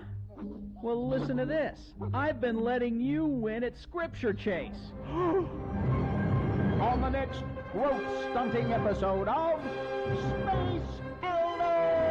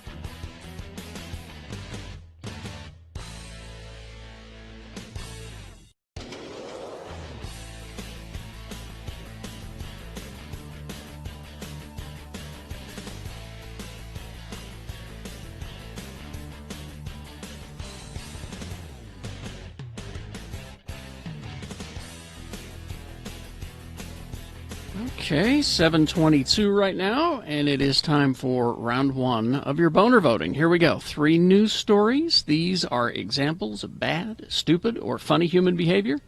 You will decide with your votes of these 3 candidates which one is the worst, which one deserves to go forward to boner fight and possibly become boner of the day. If it wins round 1, it secures a spot in Boner Dome. Round 2 comes up at 8:20. 3 more, 3 different candidates. We get a winner there as well. We take both winners and put them against each other. Boner fight happens at 9:20 this morning. That's when you'll decide boner of the day. So right now, pick your champion for round 1. Send it forward. Here we go. 2 candidates now, a third after the news. Once you've heard all 3, then you will vote, and one of you lucky random boner voters will receive. We don't say when you'll receive it. We just say you'll receive it at some point. And Katie's showing you x96.com/live. It's the Radio from Hell Boner t-shirt. All right, here's boner candidate number 1. Lock her up. Lock her up. Lock her up. Lauren Boebert, Representative Lauren Boebert, gun-toting supporter of QAnon. Ooh. Newly elected member of the United States of America Congress. Before she went to Washington, she wanted to make sure she could carry her Glock with her while she was in the Capitol. She is facing backlash after she was accused of live tweeting House Speaker Nancy Pelosi's whereabouts, her location, during the attack on Capitol Hill last week. Boebert shared the tweet soon after President Trump supporters stormed the Capitol with deadly results. Her tweet said, "The Speaker has been removed from the chambers, and that is enough." Mm-hmm. Now, that doesn't necessarily mean that people could have gotten to Nancy Pelosi, but even to say that, to let them know that she was no longer there. Mm-hmm. Geraldo Rivera's gotten in trouble for less. Yeah, it's true. Remember? Yeah. Well, and she also said before on the floor, when she had the floor, she said, "Those are my constituents out there." Yeah. Those are my people. Boner candidate number 1, lock her up. Lock her up. Boner candidate number 2, oh yeah, things are so tough for poor little Melania. After remaining silent for 5 days following the riot at the Capitol, instigated by her husband, Melania Trump, the First Lady, issued a statement on Monday complaining about how she had been treated before going on to condemn the deadly mob attack. So she did condemn it, but before she did that, she had to say, "I find it shameful that surrounding these tragic events, there has been salacious gossip, unwarranted possible attacks, and false misleading accusations on me." Jeez. On me. There is a people reason she's married to Donald Trump. She is just as horrible as he is, and I don't really care, do you? These accusations on me from people who are looking to be relevant and have an agenda. By the way, she's already started moving her stuff out. She's moving. she's got there. The moving trucks have been backing up to the White House and getting Melania's stuff out of there. So, boner candidate number 2. Oh yeah, things are really tough for poor little Melania. Coming up in a moment, boner candidate number 3, just to be jerks about it. All right. Boner candidate number 3 for round 1 coming up after this. Big boy news and opinioendo brought to you by. Start the new year off right with savings all month long at Big O Tires. Right now, get up to $150 off Big O brand tires. Big O Tires, the team you trust. Chuck Norris at the Capitol riot with the supporting the people storming the Capitol. There are people there taking selfies with Chuck Norris. No, it's not Chuck Norris. No, it's not. It's not. Aww. And you know how Bill and I know?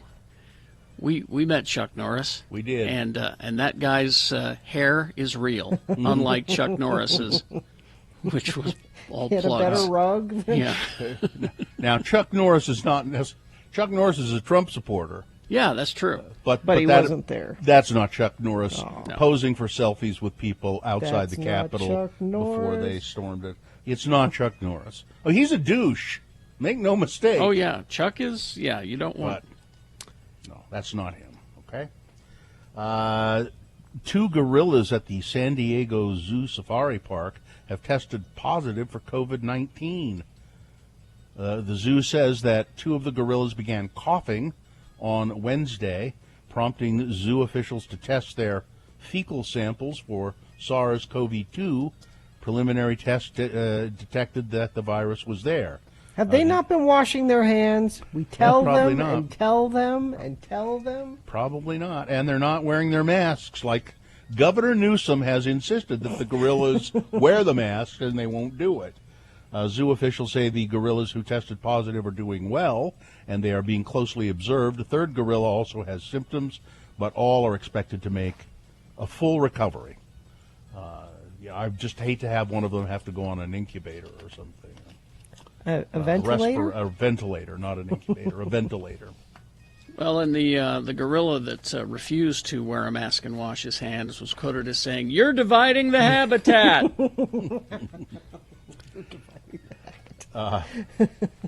The virus death toll has now surpassed 375,000 people here in America.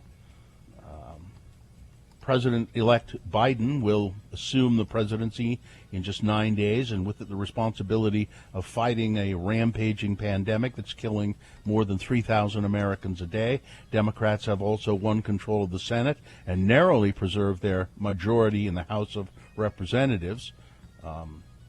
Joe Biden has some ambitious ideas, apparently, and has presumably a willing Congress to go along and support him in carrying out those ideas.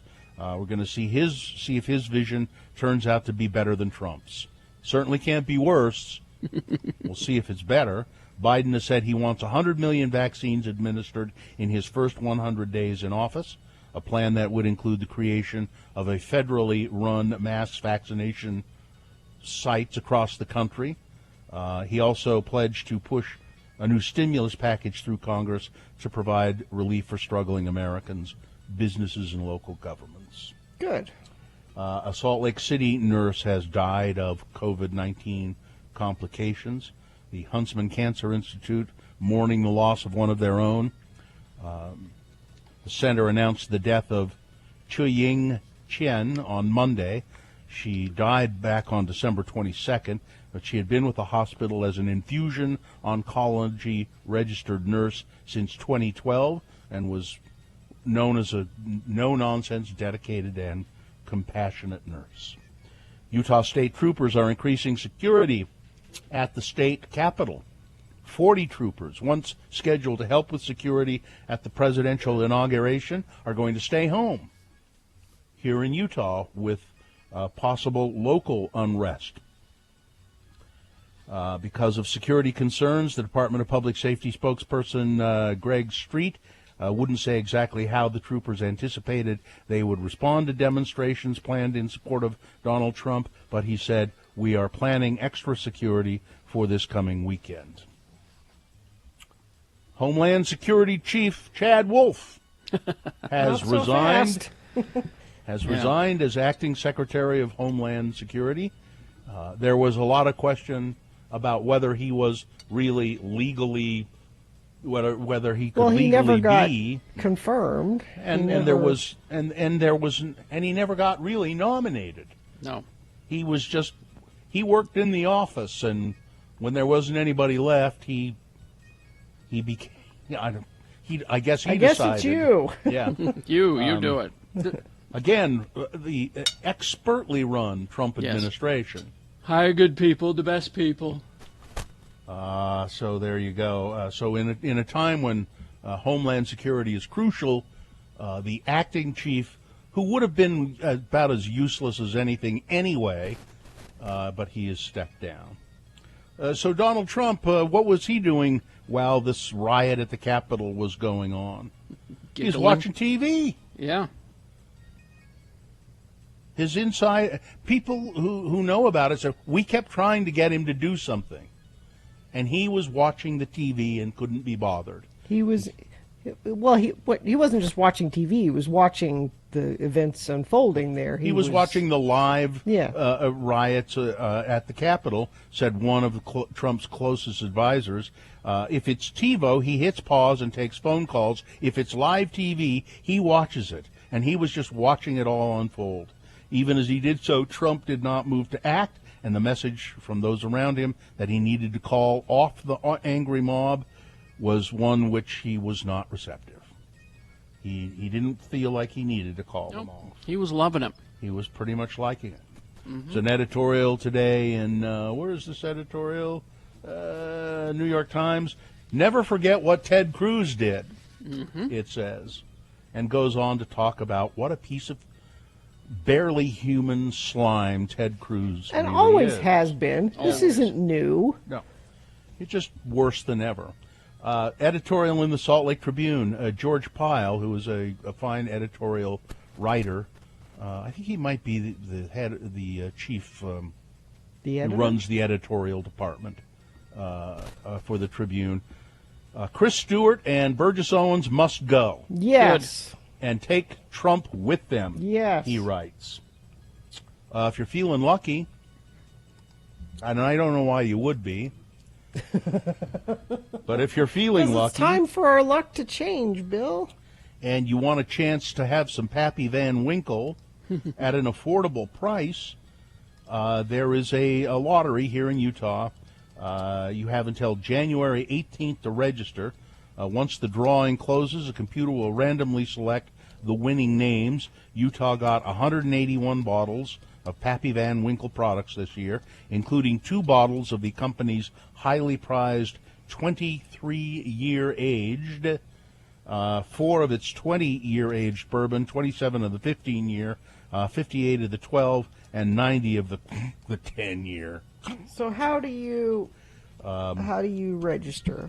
Let's see. You and I can remember register. we went with our good friends at Bar X years ago and did a taste test of a few of these different ones, and I think we all decided that the oldest one wasn't our favorite. We liked for me, the next one down. The next one down was our the 15. Let's see. There's a 20-year, 23-year, a 20-year. I think it was either the 20-year or the 15. Might have been the 15-year that I liked the best. Here's how you register.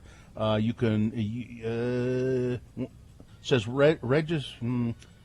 The state will start the drawing with Pappy's premier 23-year age bourbon. You go to the DABC website, and you can enter there. But you have, I think, until the 18th to do it. And then the prices when you get it here are really better than you can get them because you can't mark them up.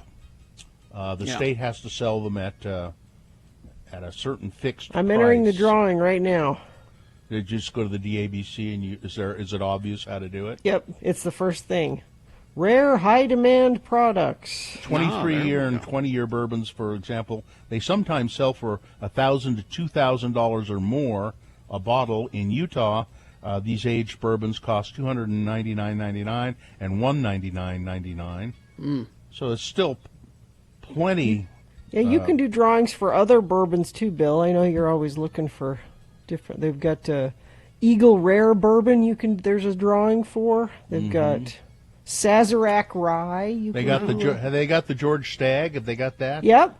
Is that a good one? Yeah, I like the George Stagg. Well, you can do a drawing for it. Well, but I don't want to pay $100 for it. Even if I win the lottery, I still don't want to pay $100. And then quickly, no, Barbie does not have a new girlfriend. No? Barbie does not have a girlfriend. I was hoping. No, it's not true. Barbie fans may be disappointed to hear that she has not dumped Ken and decided to go with a girl. There's an Instagram photo that surfaced on Twitter and elsewhere alongside speculation that Barbie has a girlfriend. It shows her with another female doll, and they're both wearing Love Wins T-shirts, but somebody just put that together. That is not a Mattel thing at all. Barbie has not gone and started playing for Just because you see it on the internet doesn't make it real. Ken is still very much in the picture, Mhm. holding doors open for Barbie, making sure that she has the things that she needs to be a successful Barbie doll. gets her own things. She doesn't need Ken to get her things for her. She doesn't need Ken to get things for her at all. You're right. But Ken does get things for her, and she lets him do it. All right. Weather, traffic. So it's chilly right now, and it'll warm up to about 40, and it'll be sunny, and the air will be bad, and it will get worse as the week goes on. So don't idle your car if you can help it. 40 for a high today. Tomorrow, even warmer. We'll be close to 50 in January. What's going on? There's a chance of some rain showers tomorrow because it's warm, and that doesn't make for good snow. Looks like we'll be in the low 40s for the rest of the week. Traffic's been really light this morning. There hasn't been much to tell you about. I'll refresh my UDOT website just in case something new has happened, and nothing new has happened. So you should have a smooth commute. Just to make sure you don't have any extra trips planned today. Make it as minimal as possible to help our air. That's traffic. All right. Here's boner candidate number 3. Just to be jerks about it. Outdoor enthusiasts and landscape photographers hoping to land one of the elusive permits needed to explore the colorful contoured landscape of the U.S. southwestern hike called the Wave will now have a better chance under a new plan announced Monday that allows more than 3 times the previous number of daily visitors to the Wave. The plan will take effect on February 1 and will allow as many as 64 people per day to hike the popular rock formation near the Utah-Arizona border, up from the previous limit of only 20 people. More than 200,000 people requested permits for the hike in 2018. Less than 4% were approved through online and in-person lotteries. They made it. You had to have a bottle of Pappy Van Winkle with you as well. No, that's. Conservation groups decried the decision as a mistake that will damage this fragile desert landscape and cut the solitude of the hiker's experience. BLM says, no, we're just trying to balance things out. But my freedoms. I think they're just doing it to be jerks. It's yet another Trump administration. Well, because that's the way it was done in the past, we're going to do it differently. Boner candidate number 3. All right. Let's review the first 2 and vote. Boner candidate number 1, lock her up. QAnon-believing Congresswoman facing calls for her arrest after she live-tweeted Nancy Pelosi's location to rioters. That's Lauren Boebert, newly elected. Boner candidate number 2, things are really tough for poor little Melania. On her way out, Melania Trump does denounce the attacks on the Capitol, but not before she says, the attacks on me have been shameful. They have been very shameful. And boner candidate number 3, just to be jerks about it. Okay.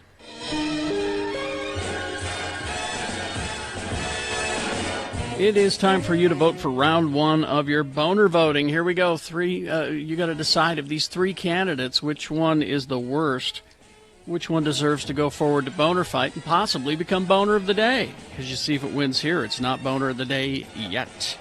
8:20 rolls around and we got 3 more candidates. We get a winner there.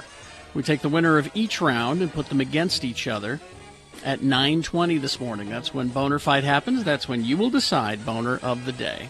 All right, so pick a champion for round 1 here. Send one of these 3 forward. 1, 2, or 3. Remember your candidate number, the one that you think should win. Put that single digit in the message of a text, and then you text that to 33986. Easy, all right? Or you can just call the producer's booth in Salt Lake at 877-602-9696. Use your voice. Or go online, x96.com. Look for the box that says Boner Voting January 12, 2021, and vote there. If you don't see that box, refresh your browser. It should appear. Here we go. It's round 1. Scott Hale, Plumbing, Heating, and Air. It is colder than hail out there. And Scott loves it when we say that. Colder than hail.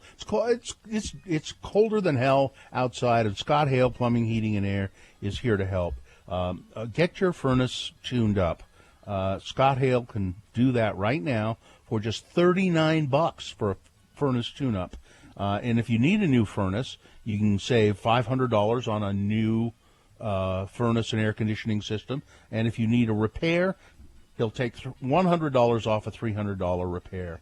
Scott Hale, fully licensed, insured, bonded HVAC contractor for all kinds of installations, repairs, upgrades, and tune-up services on your furnace and air conditioner. So while it's this cold, make sure your furnace is operating correctly. Call 801-264-HALE. That's 264-HALE for Scott Hale. From celebrities to moms right here in Utah, more and more women are consuming their placentas in pill form. Don't do that. Listen, I want you to hear Okay, these. Wait, don't go on. Even if there's something about eating your placenta, you would have to do it the way your dog does it when she has puppies. Yep. If there's anything to it, drying it out and putting it in a pill kills whatever good thing you think it does. Medical expert Gina Barberi, listen to the testimonies of these women, All Gina. right. The placenta, for those of you who don't know, is an organ that grows inside the uterus while a baby is developing. The placenta gives nutrients to the baby, and some believe... Some believe. People are saying, and I'm hearing. Ms. Barberi, not among them. No. But some people are saying, and I'm hearing, and I have the tendency to believe when some people say and I hear, and then I believe, that it is also capable of giving mom key nutrients even after it, that is the placenta, and the baby are delivered. Quote, so what happens is, studies show that about 72 hours after delivery, once the placenta is delivered, hormone levels drop, said Rachel Talley, a midwife, Gina, and herbalist. Are you either of those two things? Wow, a midwife and an herbalist. Are you? I am neither of those. All right. All right, then. Are there any, you take out your credentials and show me. Are there any doctors or scientists around? Carrie? Studies, Carrie? Studies? Studies say, Herbalist. according to this midwife and herbalist. A study could be, Okay. I've studied things, and that's It takes 4 to 12 weeks statistically, said an herbalist and midwife, for the body to and the endocrine system to start producing these hormones again. So what we're really doing is natural hormone therapy. After Miranda Hansen delivered her second child, she said she felt the despair of postpartum creeping back in. The first 5 days was like a flashback, she said. But after taking her first placenta pill, she says, so here's evidence right here, the symptoms softened in just 20 minutes. It was like this fog that was lifted, she said. It was like a breath, like it was totally like, I could just feel like it was clear. It was couldn't possibly amazing. be that you were thinking that would happen, so it happened. Oh, my God, you are so negative. Miranda says she bonded with her baby, got back on her feet quicker, dropped her baby weight faster after taking the pills. Other moms, like Melinda Dratchell, also weighed in. I'm a big fan of Western, like modern medicine, she said. I'm all about the epidural, which I know you are, Gina. Big fan of the epidural. But she said the placenta pills worked for her. It was a little strange at first when I started talking. And they kept the taking them. cougars away, and they kept... Rachel Talley midwife and herbalist, charges. What are you charging for this advice, Gina? Huh? It's free. She charges $250. Okay. How much does she charge? And that's what it's worth. How much does she charge? That's what your advice is worth. Because her advice, midwife and herbalist, $250 for her services. She said a placenta typically yields about 200 to 300 pills. Some hospitals won't release the placenta, but if they do, and if it's handled correctly, the health department said they don't see a risk in consuming your own placenta, but they do caution folks not to share their placenta with somebody else. Please let me have some of your No. placenta. No. Come on. No, don't share. No placenta sharing out there. Okay, Rachel Talley, midwife, herbalist, and placenta encapsulator. And making money off of it. She is. Wait, that couldn't possibly have anything to do. She is a placenta encapsulator as well. A placebo encapsulator. Yeah.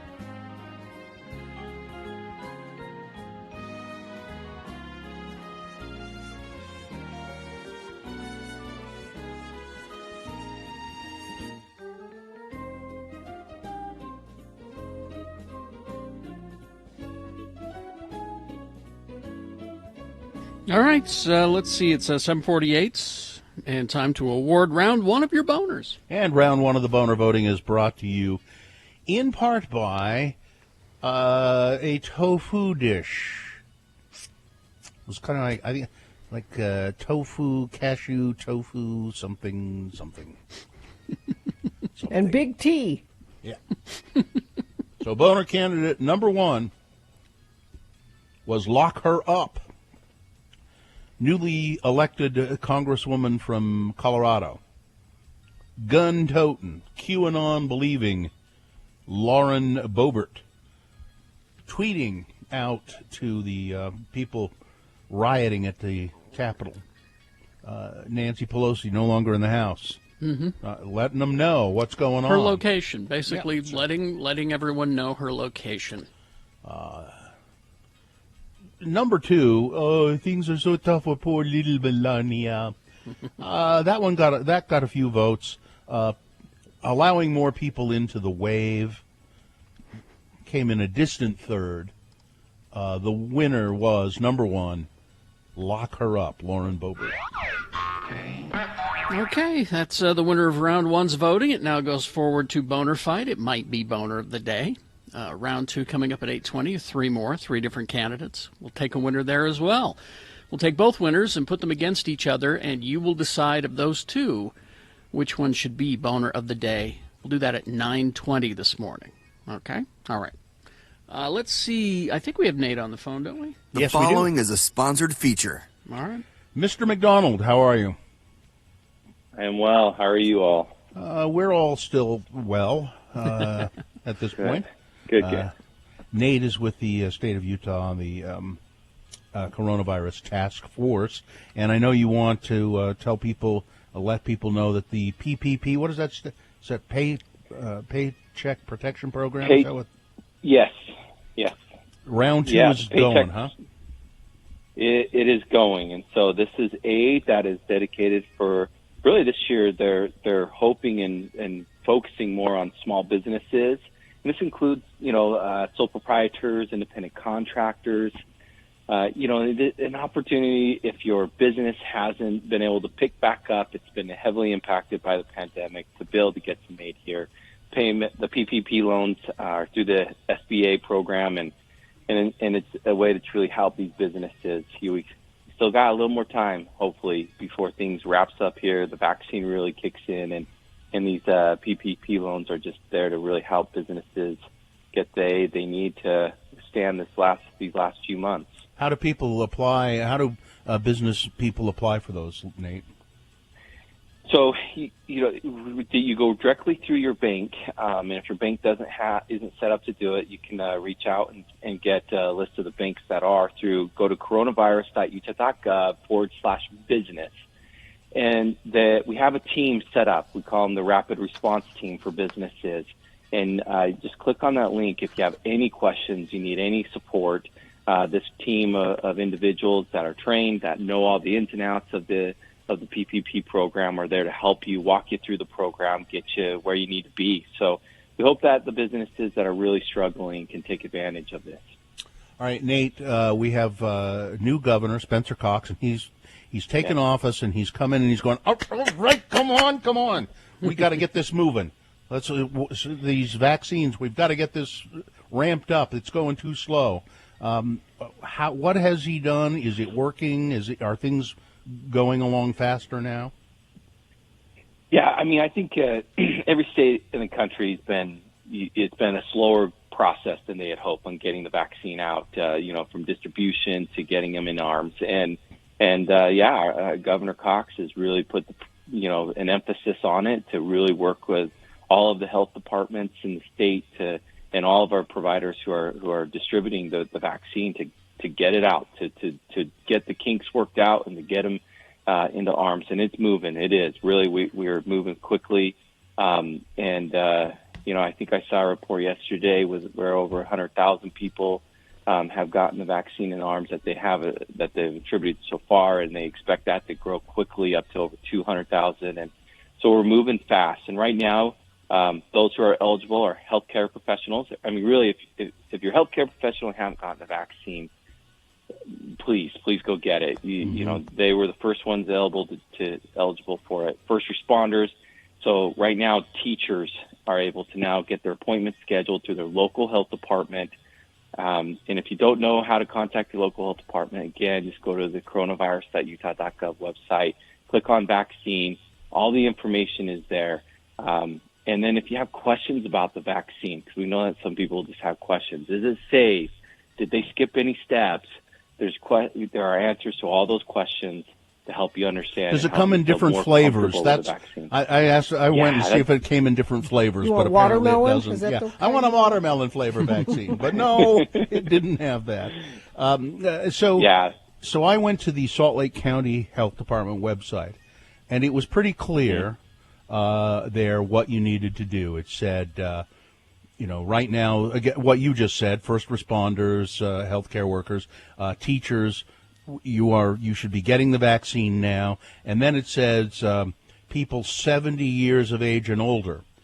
You're next in line. We don't have appointments set up yet. That says check back on, I forget what it was, I think tomorrow, like the 13th or something. Check back. We'll have appointment schedules ready, and you can apply right here on our website at the Salt Lake County Health Department. Now, and then I think the feeling is, or the idea is, and correct me if I'm wrong, you will register to get the vaccine at a time and date certain, right? Yeah. So it's gonna, you want to get your time, you want to get scheduled. So yeah, they are next in line, and so, and that's as soon as your health department is able to start scheduling, and you've done that's the best thing to do is check in with your local health department and be following them. And also, as soon as it is available for that age demographic, we'll send out announcements as well. The notifications will go out, and I mean, it's the next step. We're moving, so this has been the big focus. Is it first come, first serve? Let's say, so you go and you start trying to register for a time and to get your vaccine, but or is there enough vaccine? Maybe that's the question. Is there enough vaccine to cover everybody? I mean, vaccines. We're getting more vaccines coming in by the week, and so that's where some of it is going to be scheduled out. Like you're not going to be able to get you may not be able to sign up and get your scheduled appointment tomorrow. It might be out 2 weeks or 3 weeks, and so. But that's going to be based upon availability and the distribution of it. And so, but we got more vaccines coming in by the week, so we'll be moving. And then people are probably wondering about cost for a vaccine. Nate? Well, Bill, you always got to stump me here on something. Well, I think I sort of know the answer. I mean, I think it's free. If you, they may ask you for. I think they'll ask you if you have insurance. I'm going to go to coronavirus.utah.gov and see if it says there. Here's pretty much what I think it is. They will ask you if you have insurance, and if you do, you'll give them the insurance number, and they'll bill insurance. But if you don't have insurance, they will give you the vaccine. I know that for sure. Yeah, it is very similar to how it's set up with the testing. So it's pretty much about the same process as the testing. Exactly what you said there. Yeah. They'll if you don't have insurance, make your appointment to get the vaccine anyway, because they'll give you the vaccine even if you don't have insurance. But I think if you do have insurance, they'll want to know that, because then they'll bill insurance for it. But. Yeah, and so my trusted friend Tom Hudak with the health department, who's an avid listener of you guys, already texted me, said it's free. Okay. It's essentially free. It is free. Yeah. Yeah. There can be an admin charge, but it essentially is free. And thank you, Tom Hidako, for listening to the show. Thank you, Tom. And texting Nate. All right. Thanks, you guys. Thanks, Nate. Thanks, Nate. Nice talking to you. Nate. All right. Stay safe. All right. See ya. Okay. Bye-bye. Traffic, Gina, please. Oh, yeah, and you're staying safe out on the roads. For the most part, I only have one incident to tell you about. There's a crash northbound State Street at 40th South in South Salt Lake. 2 left lanes are blocked there, but that's the only accident that's coming through. That's traffic. All right. We will take a break. We will be back with Boners Round 2 and more on the way. Stand by. Hoops Vision Correction, HOOPES Vision.com. So you could read that Salt Lake County website about how to get your vaccination, get inoculated. You could read it without glasses or contact lenses if you go to Hoops Vision. Yeah, I did that because I went to Hoops Vision. I haven't had glasses on for years. Neither's Carrie. No, I do not miss my glasses, especially do not miss my contacts. They were even worse than the glasses. So, see all of life's beautiful moments, and believe me, there are some. I'm just looking behind me. The sun is starting to come up, and it's going to be a glorious sunrise. Hoops Vision specializes in these advanced LASIK procedures that have helped thousands of Utahns enjoy life without glasses. Make your free, no-obligation appointment today. Call 877-30-LASIK, or book online, hoopsvision.com. How about 7 of the weirdest products people have been buying during the pandemic? How about that? You didn't warn me there was a list. Red in German is Rot. Yeah. Oh, so it's not Luft. 99. No, I think Luft is, airborne. Is fly, right? Yeah, fly or airborne. Okay, all right. What about List? Is there a German for List? The Listwaffe? It's Radio from Hell with another list, because people love a good list. X96. And I'm wondering if, Gina, you maybe have bought all of these or none of these things. Okay. Oh, by the way, list in German is Die List. Der List. Der List. And I just happened to see this instant. It's nothing 7 weirdest products people have been buying during the pandemic. Okay. Number 1, roller skates.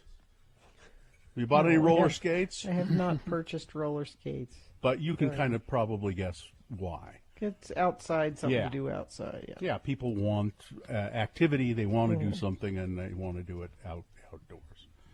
Number 2, you've already got one of these, Gina. So you don't. RVs.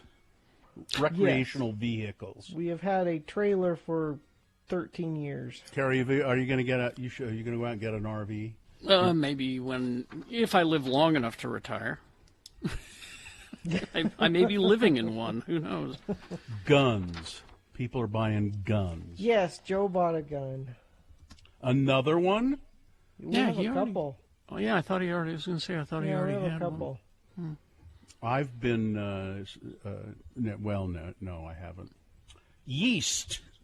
Yes. She was on the hunt for yeast, wasn't she, Carrie? Yes, for a while, but now we're able to find yeast. It was just in the early days when, the COVID scramble, as I call it, everybody was hoarding stuff. And but now we realize that the supply chains are fine, and we don't need to hoard all that stuff. Although they were out of Adam's peanut butter at the Harmons yesterday. What? Apparently, I know, right? And I'm on so I buy the great big jar, of course, at Costco, the big jars of Adam's peanut butter, and I'm almost out. Bidets. Mm-hmm. You bought one? Well, that was pre-COVID, but we did. Well, Yeah. Bill got one too. Yeah, I just got one recently. It's in the hall. Currently, it's in the hall. Which, You're pooping in the hall? Yeah, and it's really, I found it to be kind of messy, really. I want to look into that. It doesn't smell all that great either. We've had to just run a hose in there, and it's just not. Sweatpants. Yes. Yeah. You've bought sweatpants? Yes. You didn't, but you've owned sweatpants before. But I that. needed new sweatpants. Why did you need new sweatpants? Were the Because old ones too small? They're the only pants I'm wearing these days, so And I needed some more. Scented candles. No scented candles. Which I would Really? I would, yeah. If after months of stay-at-home orders, your home is starting to smell extra lived in, Yeah. you're Well, not the try only one. cleaning it. Or opening a window. Cover it Open up with. Open a damn window or two. You don't. It's not like the coronavirus is just hovering in clouds outside of your house, just waiting to blow in. You can open the windows. It's good for you to have fresh air. But candle sales have shot up during the pandemic. So those are 7 weird. They're not all that weird. I don't know. Why would they say weirdest products? Yeah, it's that not people weird. have been buying up. Yeah. We hope you'd enjoyed another list with Radio from Hell on X96.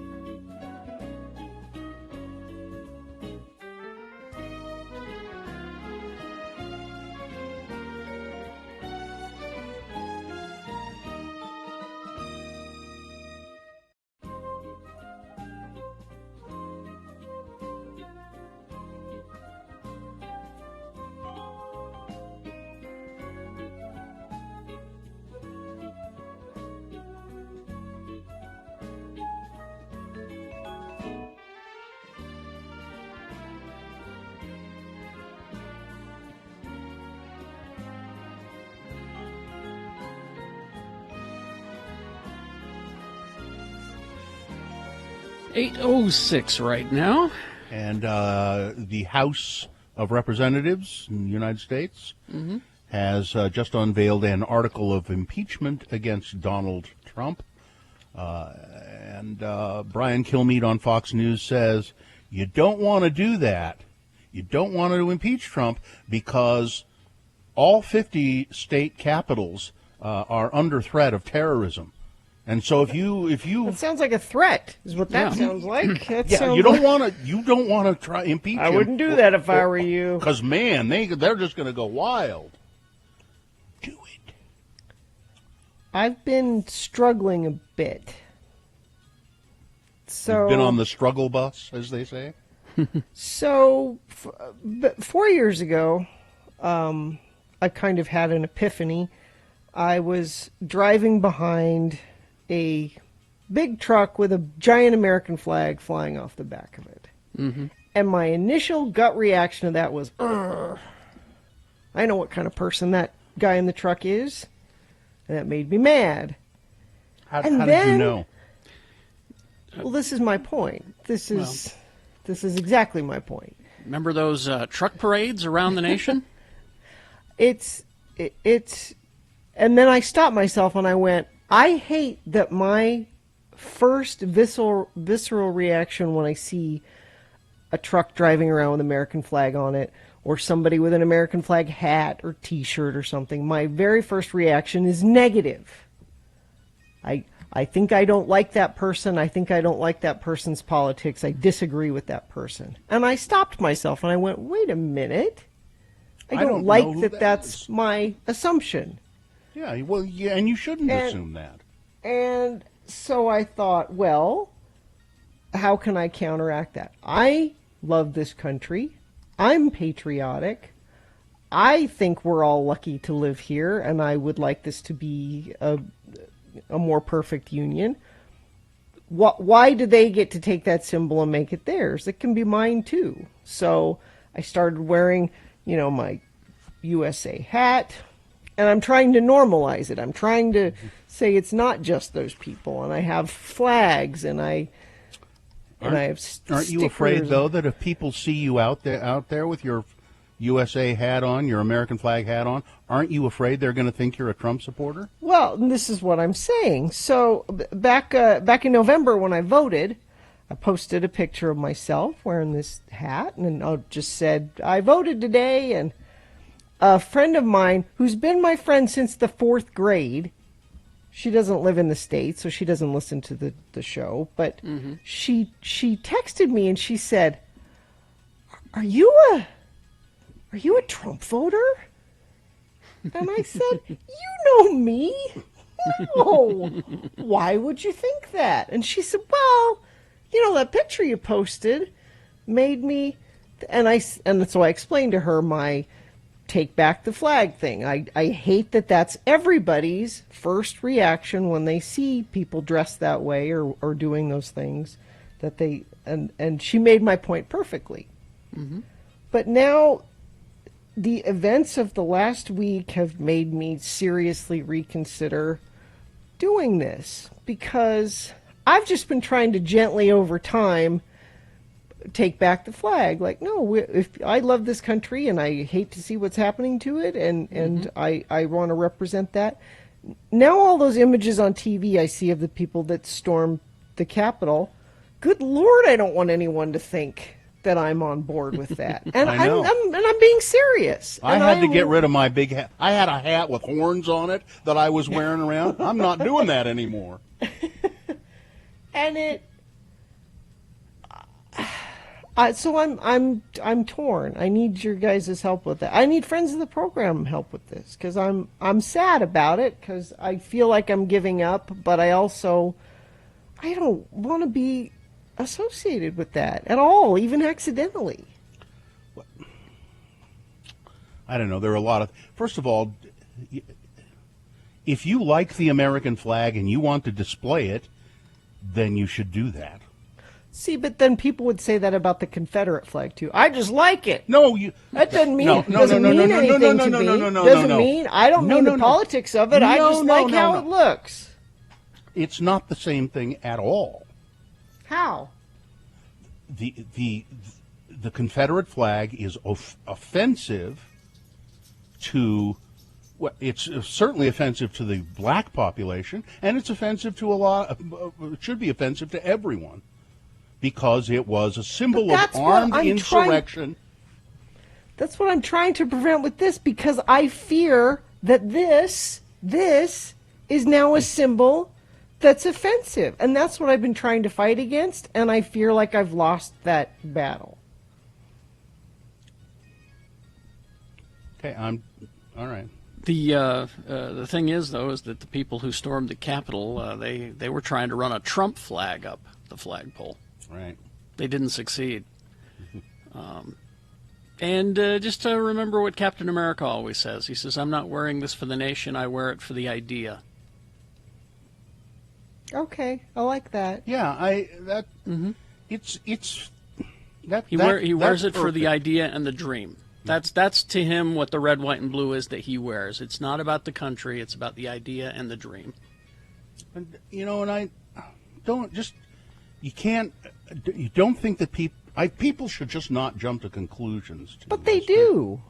Yeah, I mean, I do. I do. I was guilty Yeah. of it myself. That's what I started still all do. this. I still do. When I see a guy with a cloth flag strapped to the back of his pickup truck, I know what he's doing, because there's been parades in every state of these kind of people, and boat parades even.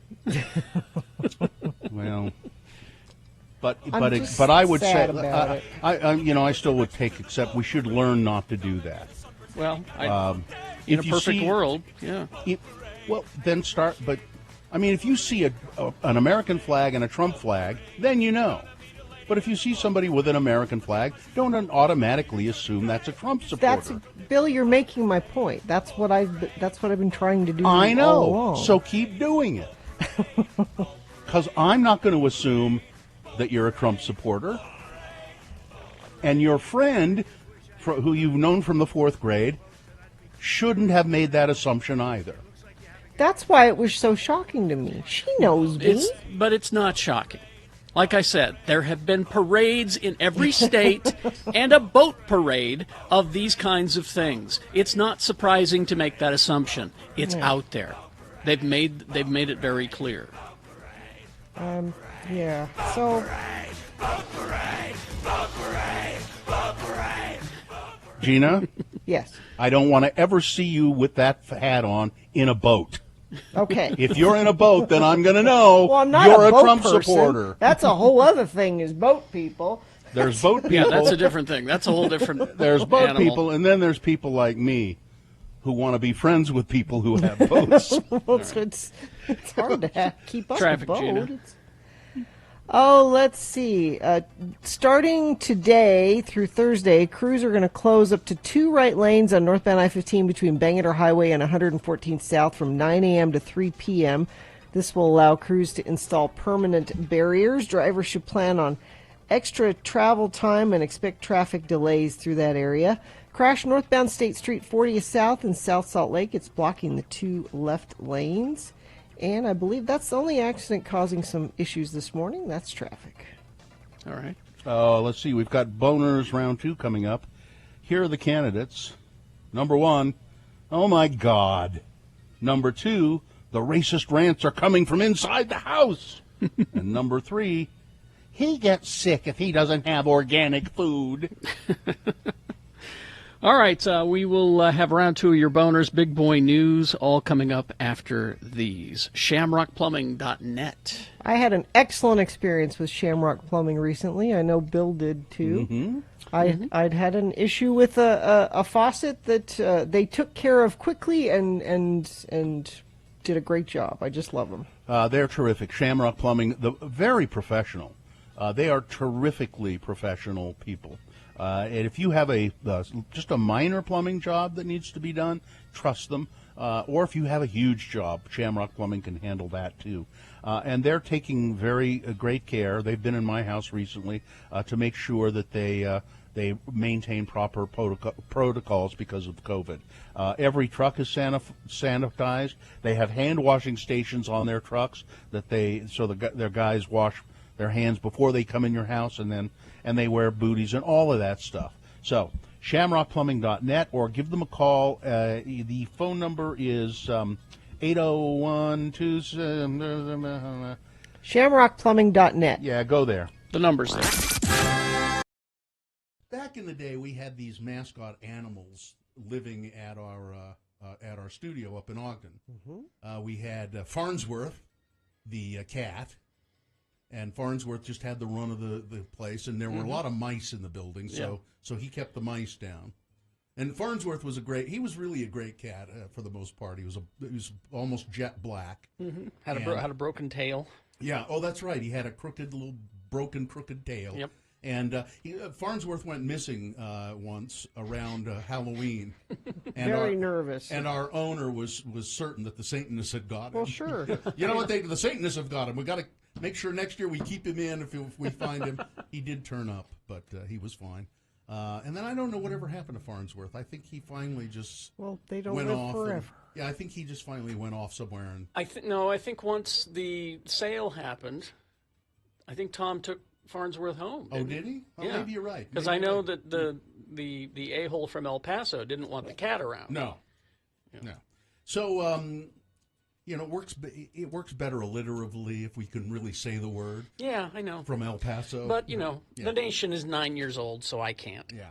So just say that to yourself in your head. It sounds better. I did. It's there. But anyway, back to this little horse. And then, so the other animal we had was a burro. For some reason, we thought it would be a good idea to adopt a burro from the Grand Canyon.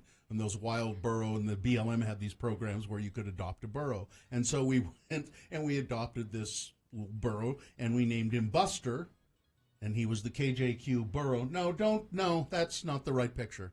No. They don't know what They assume that I'm talking about animals. That's an animal picture. That's for later on. Different animal. Yeah. Did you have a picture accompanying the story? No, I did not. So anyway, we adopted this burro, Buster, and he was a donkey. And it is true what they say about donkeys. They're stubborn. They're stubborn. They're the worst. Yeah. And he was we thought it would be fun to take him around to events. Well, it wasn't. No. Because he was stubborn. We had a horse trailer that the owner of the property had that we could use. But to try and get him into the horse trailer was just almost impossible. Because he didn't want to go. Of course. And you could pull on him, and he would dig himself in, and he just. Mm-hmm. But so one year we're having this parade. I think it was the Thanksgiving Day parade. It was the Christmas parade on the day after Thanksgiving in Ogden. I think they still do it, and that's when Santa comes right after Thanksgiving, and they have this little parade. Anyway, so we're going to take Buster and have him be in the parade, or maybe it was the 24th of July parade. I don't remember. Yeah, it was the 24th of July parade, because so we finally get Buster in the trailer, and we take him up to Washington Boulevard, which wasn't very far, and we park the trailer, and we open the back door of the trailer, and Buster, the burro, is like almost upside down with his feet sticking in the air. Now, we didn't know anything about it, like he wasn't tied in properly or something. And so he's upside down, all four legs sticking in the air, and I go. Tom goes, "Oh my God, he's dead! He's dead!" And he did. He looked like he was dead. His eyes were glazed over. His tongue was hanging out. Aww. Well, there was this cowboy who was there, because he was going to ride his horses in the parade, and he came. "What's going on here?" And our burro is dead. And the cowboy looks in there and he goes, "Hell, he ain't dead." And he grabbed that burro and just dragged him out of the trailer, and Buster kind of staggered to his feet. He's fine. He's fine. He ain't Walk dead. it off. Cowboy up. I mean, and we, it was just like, he said, when you take him home, you got to tie him in there so he doesn't fall down. Oh, because they're dumb. Well, and we thought he could just stand there and balance. No, So that he could have been hurt bad. Yeah, he could have. Yeah. I mean, he did look dead. I mean, I think his tongue was hanging out, and if he'd stayed like that, he probably would have died. But the cowboy, oh hell, he ain't dead. And then so we walked him in the parade.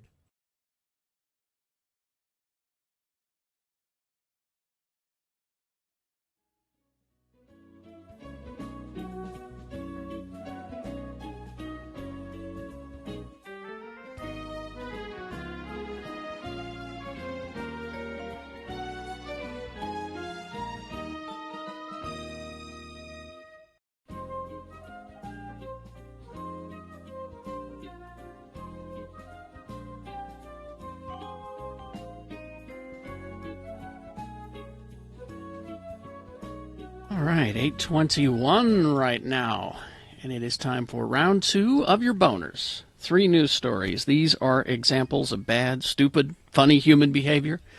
You will decide with your vote. Of these 3 candidates, which one is the worst? Which one deserves to go forward to Boner Fight and get a chance to become Boner of the Day? If it wins here, it'll go up against the winner of round 1's voting. We did that an hour ago. We'll take both of those winners and put them against each other. You will decide Boner of the Day at 9:20 this morning with Boner Fight. Right now, pick your champion for round 2. Send one of these 3 candidates forward. 2 candidates now, a third after the news. Once you've heard all 3, then you will vote, and one of you lucky random Boner voters will receive. It's a whole different list from the other list. This is a list for the Radio from Hell tote bag, which you will receive someday. Mm-hmm. This is Boner candidate number 1. Oh, my God. There's a wonderful explanation you gave of all the Boner candidates there, Carrie, and how it works, and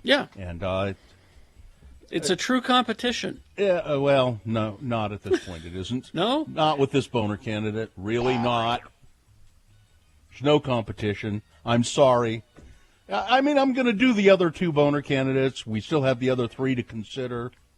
This must be animal cruelty. That's the only thing I can think of. And I didn't want to put it in there, but it's just so egregious. You heard about it, didn't you? You know what I'm talking about, don't you? Yeah. A manatee. I'm a manatee. I'm a sea cow. A manatee in Florida. They're these big, dumb aquatic animals. They seem dumb. I don't know if they're dumb or not. They're slow. They're huge. I've seen them in the wild. I've been around them. They are huge. They're slow moving. They just graze on underwater vegetation. Mm-hmm. Harmless. Not hurting nobody. Someone has carved the word Trump into the skin on the back of a manatee. The Center for Biological Diversity said it's offering a $5,000 reward for information leading to a conviction for the cruel and illegal mutilation of a threatened manatee in the Homosassa River in Citrus County on Florida's Gulf Coast. It's heartbreaking that this manatee was subjected to this vile criminal attack, said Jacqueline Lopez, the center's Florida director. It's clear whoever harmed this defenseless, gentle giant is capable of doing grave violence and needs to be apprehended immediately. It's probably in D.C. this week, I would guess. Because that's how docile these animals are, that you would be able to get close to them and deface them this way. You're not going to see manatees trying to storm the Capitol. Well, I thought I did, but... Gary. Boner candidate number 1. Oh, my God. Here's Boner candidate number 2. This is really good. These next 2 are excellent. These next 2 are better than even any of in the round 1. The racist rants are coming from inside the house.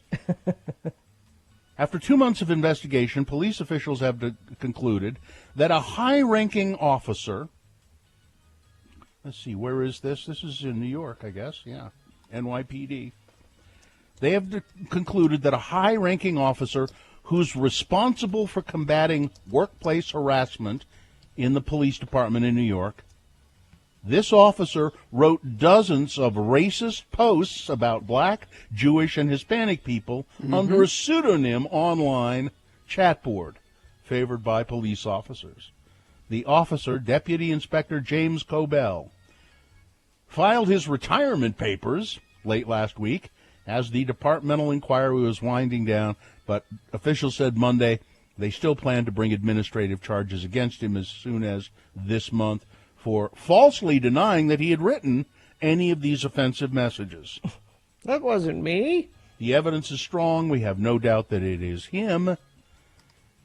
He oversaw the department's Equal Employment Opportunity Division. Yeah, and that's then that's who you want in charge. Yeah, on a pseudonym, using a pseudonym, filed a bunch of racist comments over a period of time. Boner candidate number 2. The racist rants are coming from inside the House. Coming up in a moment, boner candidate number 3. If he gets sick if he doesn't have his organic food. Oh, all right. This is a good one. Candidate number 3 for round 2 coming up after this. Big Boy News and Innuendo brought to you by... Are you searching for Pokemon? Locally owned Haster Games has the best selection of Pokemon, Dungeons & Dragons, Magic, and more. Shop online at HasterGames.com or visit the store, 6831 South State. Curbside service is available. Tragedy. He was one of, well, not so much. No? He was one of a kind. He was an original. Maybe Mrs. Anderson will miss him. I don't know. Or Adelson, excuse me. Mrs. Adelson. But Sheldon Adelson. His wife was named Miriam, by the way. I'm sorry, Miriam. But he has died. He is a big Trump supporter. Mm-hmm. Casino magnate Sheldon Anderson, one of the most prolific donors in. I just said Anderson again, didn't I? Yeah, it looks Adelson. like Anderson when you glance at it. Sheldon Adelson, one of the most prolific donors in conservative politics, died last night at the age of 87. He had non-Hodgkin's lymphoma. He made his fortune, a net worth of around $35 billion. He made his fortune on human misery. I mean, no, he was a casino owner. Mm-hmm. And he did very well with his casinos. He was in the first wave of super wealthy Americans to take advantage of the Supreme Court's controversial Citizens United ruling, which opened the doors to 8- and 9-figure political donations, so long as the money goes to independent super PACs and not candidates. You know. And also, tragedy, one of a kind. I don't know, I guess he'll be missed. Ed Bruce has died at the age of 81. Oh, yeah. Country musician who recorded several top 10 hits, including You're the Best Break This Old Heart Ever Had. Mm-hmm. But his most famous song, of course, is a song that everybody knows and has heard, and I bet Carrie is there. Mamas, don't let your babies grow up to be cowboys. Don't let them pick guitars and drive them old trucks. trucks. Make them be doctors and lawyers and such. And I'm sorry, whenever I hear this song and I know people who know the words to it, I think they must be Trump supporters. So here you go. Don't let them be such. Now, Ed Bruce is one of those old school, you know. First taste of Texas. He's country. He's not country and western. I don't know. I'd almost call him western. Beneath the Tennessee silver moon, we found a feeling we could share. Now, you know how you see That's the kind of country music I like. I was going to say, you see country artists today and they're wearing cowboy hats, and your first thought is, all hat, no cattle. Yeah. This guy? Exactly. Cattle? He was for real. He Yeah. sure seems to be. Yeah. Although I don't know anything about him, he might have been born in New Jersey. I don't, you know. All right, let's see. COVID-19. There's a bright side to COVID-19.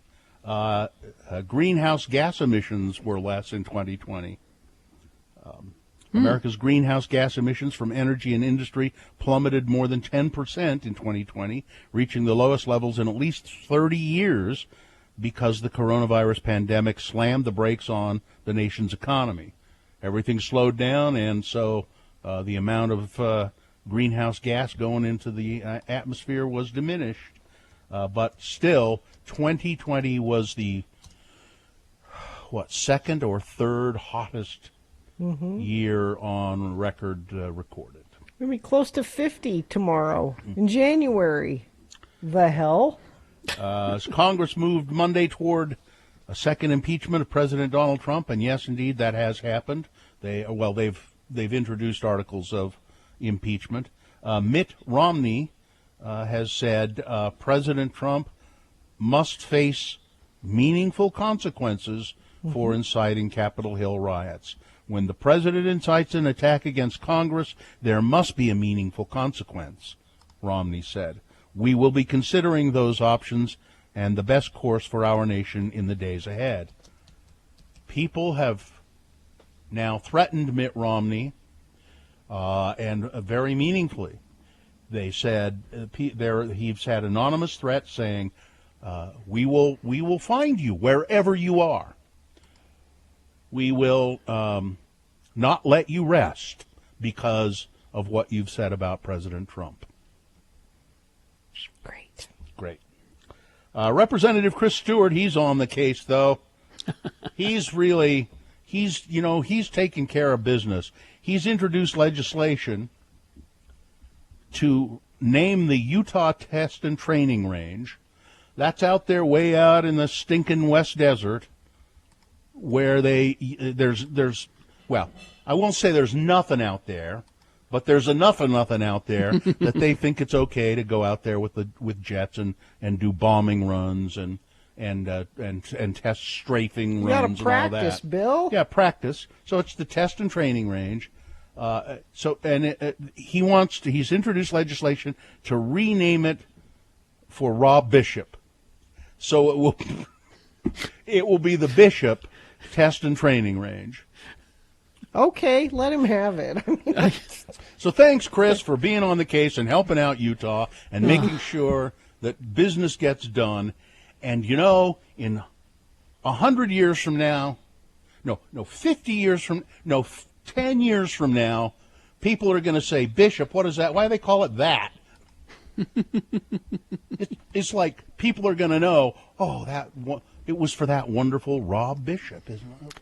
Well, as I stand out in this wasteland, I'm reminded of Rob. It's awfully dry. It's no kidding. It's kind of dusty, boring. So yeah, it's an awful lot like Rob. And let's see. I think that's. Do I have any? How much time? Do we have any time left at all? 1 minute. Would you do this, Gina? What's that? You can buy a hairy heart box filled with beef jerky for your loved one this Valentine's Day.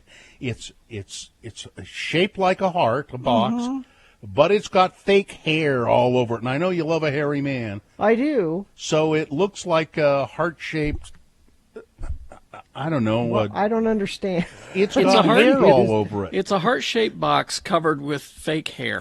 And then it's got jerky in it. And it's filled with jerky instead of chocolate. So that's for your Joe. That's for me. It would Why don't you? Would be a gift for me, really. All right, Joe, if you're listening, Gina would like a hairy heart-shaped box full of jerky for Valentine's Day. I don't know. You string those words together and it shouldn't make sense. No. A hairy heart-shaped box full of jerky. What is? That might be my sign-off today. I don't think that makes any sense. Before you write that down, sports, weather, traffic, please. Oh, so Bill Belichick, he's turned down the Presidential Medal of Freedom honor that President Trump was going to give him this week. But he worded it kind of funny. He said, I'm flattered out of respect for what the honor represents and admiration for prior recipients of the Presidential Medal of Freedom. But it has been discussed, and this decision has been made not to move forward with the award. So he didn't come out and say, I'm not going to accept the award. Mm-hmm. There's some body of people that talked to Bill Belichick and said, this probably isn't a good time for you to accept the Presidential Medal of Freedom. So, and Ed Brass, he's okay. He tweeted me this morning, and he wants everyone to know that it's going to be okay because they're just going to let Alabama move on and just be considered a professional team from now on. So they won't have to nobody else in college football will have to play them ever again. They'll just go on and be professional.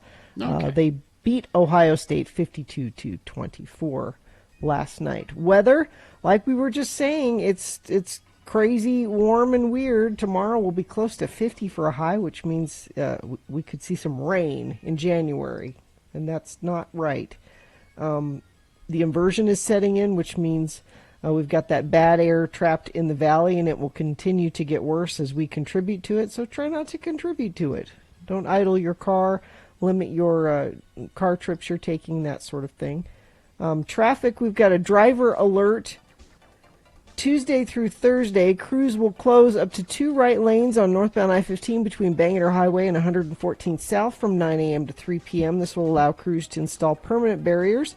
Drivers should plan on extra travel time. It's expected through those areas. And I think that's it. We don't have any accidents to tell you about. Looks like you have a pretty smooth commute so far this morning. Make sure your furnace is and stays ready for winter. Scott Hale is offering a furnace tune-up for just $39. Call Scott Hale, 801-264-HALE. Here's boner candidate number 3. He gets sick if he doesn't have organic food. The horned Washington, D.C. protester made his first appearance in court. Jacob Chansley, also known as Jake and Jelly, faces misdemeanor charges for being inside Capitol. He's the guy in the horns and carrying the big spear. Mr. Chansley appeared telephonically as he's being held in a quarantine section of the jail's facility. He's from Phoenix. He turned himself in to the FBI field office after returning home from Washington, D.C. He's accused of knowingly entering or remaining in any restricted building or grounds without lawful authority. The 33-year-old QAnon conspiracy theorist was a frequent participant in pro-Trump rallies in Phoenix in recent months. He also appeared in a costume of horns, fur headdress, and tan pants with no shirt.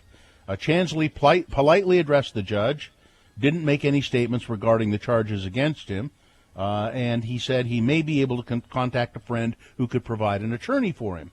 He said, I'm really not all that worried about it because, in all honesty, I didn't break any laws. I walked through open doors. That's what he said in an interview with somebody. The public defender told the judge that Mr. Chansley was on extreme restrictive diet and had not eaten since he was taken into custody. Judge Fine responded that information was deeply concerning. I mean, we can't have somebody dying on us here if they're not eating. So said, figure out what you need to do to make sure that he eats. We'll abide by the judge's order. But Mr. Chansley has said he has a shaman's diet. Is that a thing? Strict organic diet. A shaman's strict organic diet. And his mother, who he lives with, said he gets very sick if he doesn't eat organic food. Of course. No, he doesn't. Literally, he will get physically sick. No, he doesn't. His mother said. The privilege on display here is just sickening.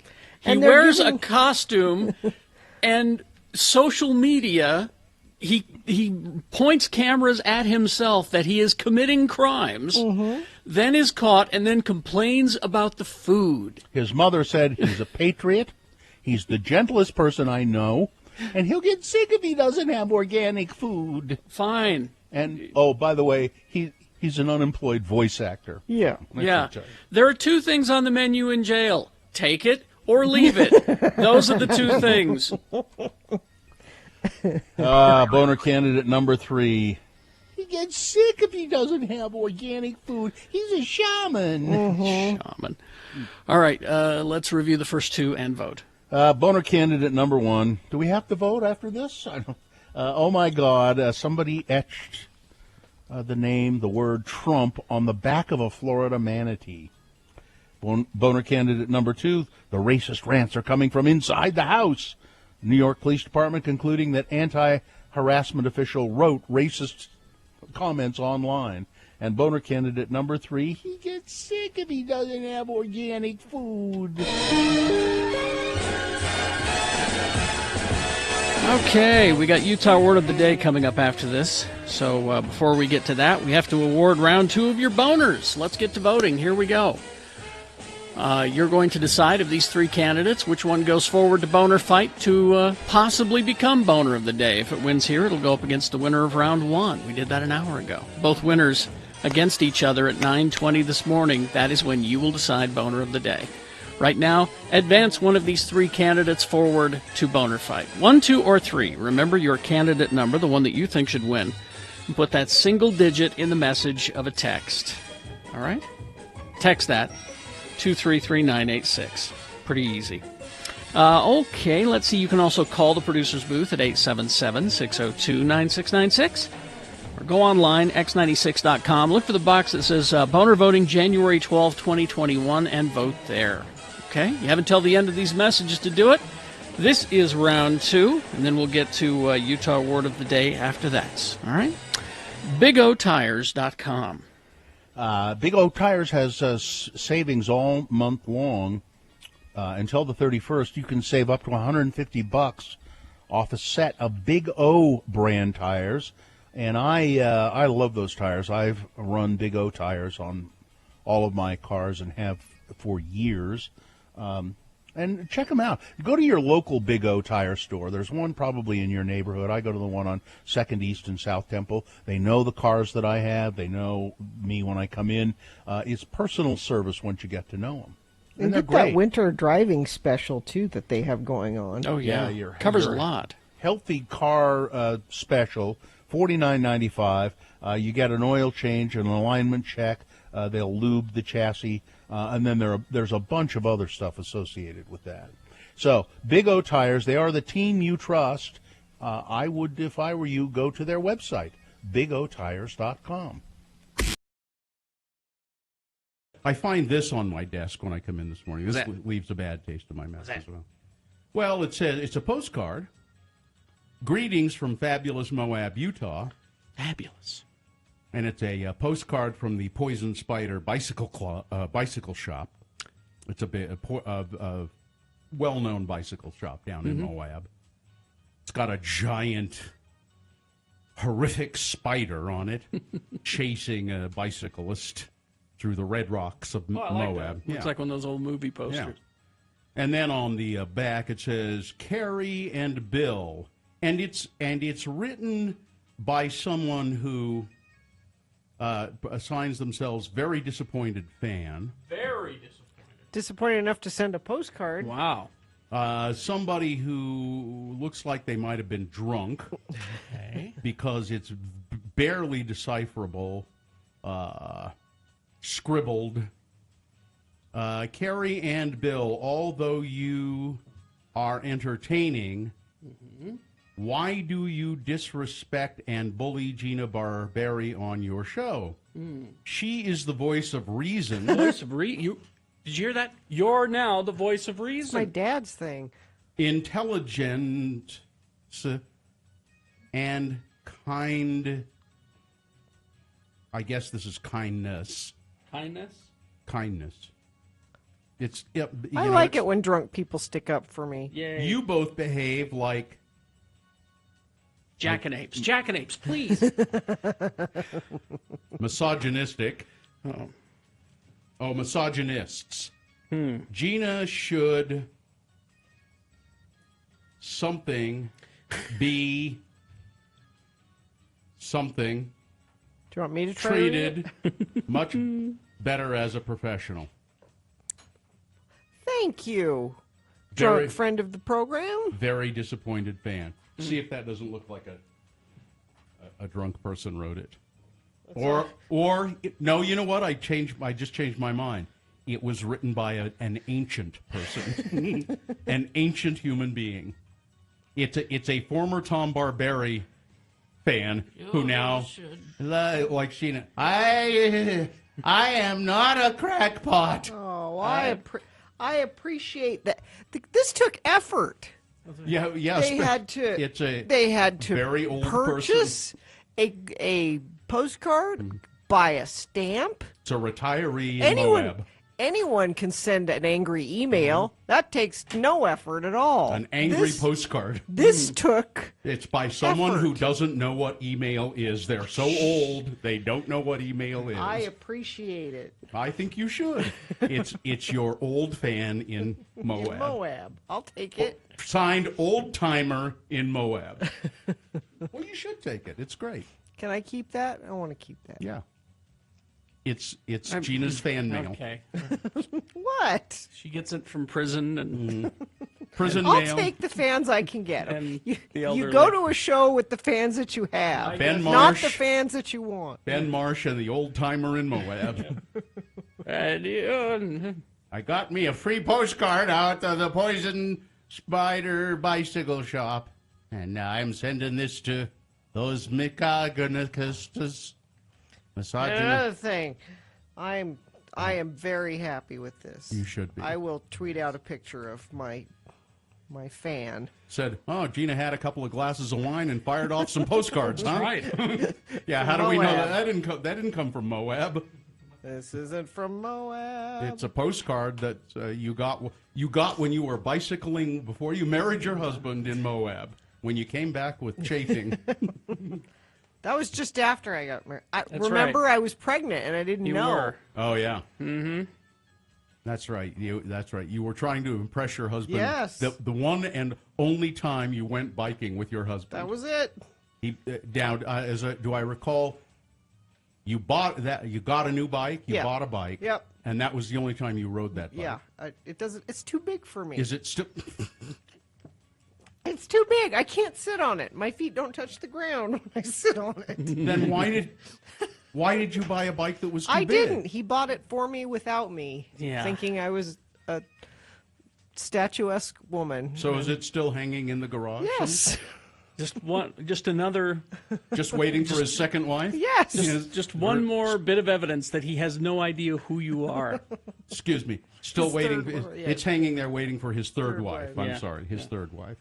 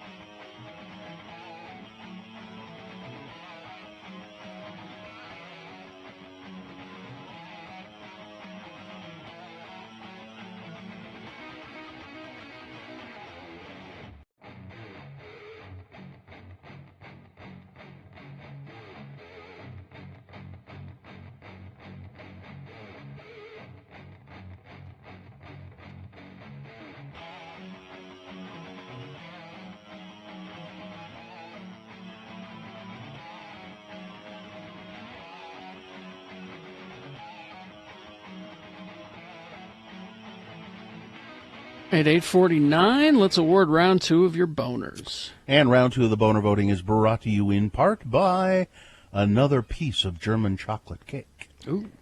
And Moochie's would like to thank their loyal customers for supporting their locally owned and operated business. Moochie's has been voted Best of Utah for over 17 years. Dine-in, delivery, and pickup available. Well, boner candidate number 1, oh my God, whoever carved Trump, the name Trump, onto the back of a manatee, and just unbelievable cruelty, and that it's impossible to beat that in the boner voting. Now, number 2, the racist rants are coming from inside the House. That got a fair number of votes, actually. And number 3, if he gets sick, he gets sick if he doesn't have his organic food. He's on a shaman's diet. He's my boy. That came in second. Got some good number of votes, but with 135 votes, boner candidate number 1, the manatee. Cruelty. All right, there you go. That's the winner of round 2. It now goes forward. Might be boner of the day. Depends on how it does against the winner of round 1's voting. Round 1 was pretty good, as I recall. Yeah. So it won't be a complete blowout. Well, I don't know.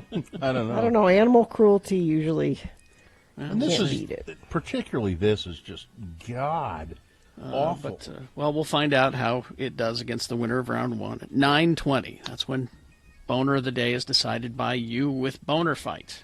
Okay. 8:51, and is this sponsored, Gina? Or Oh, should we Carrie, you're cute. Oh, well, then let's just dive in, then, shall we?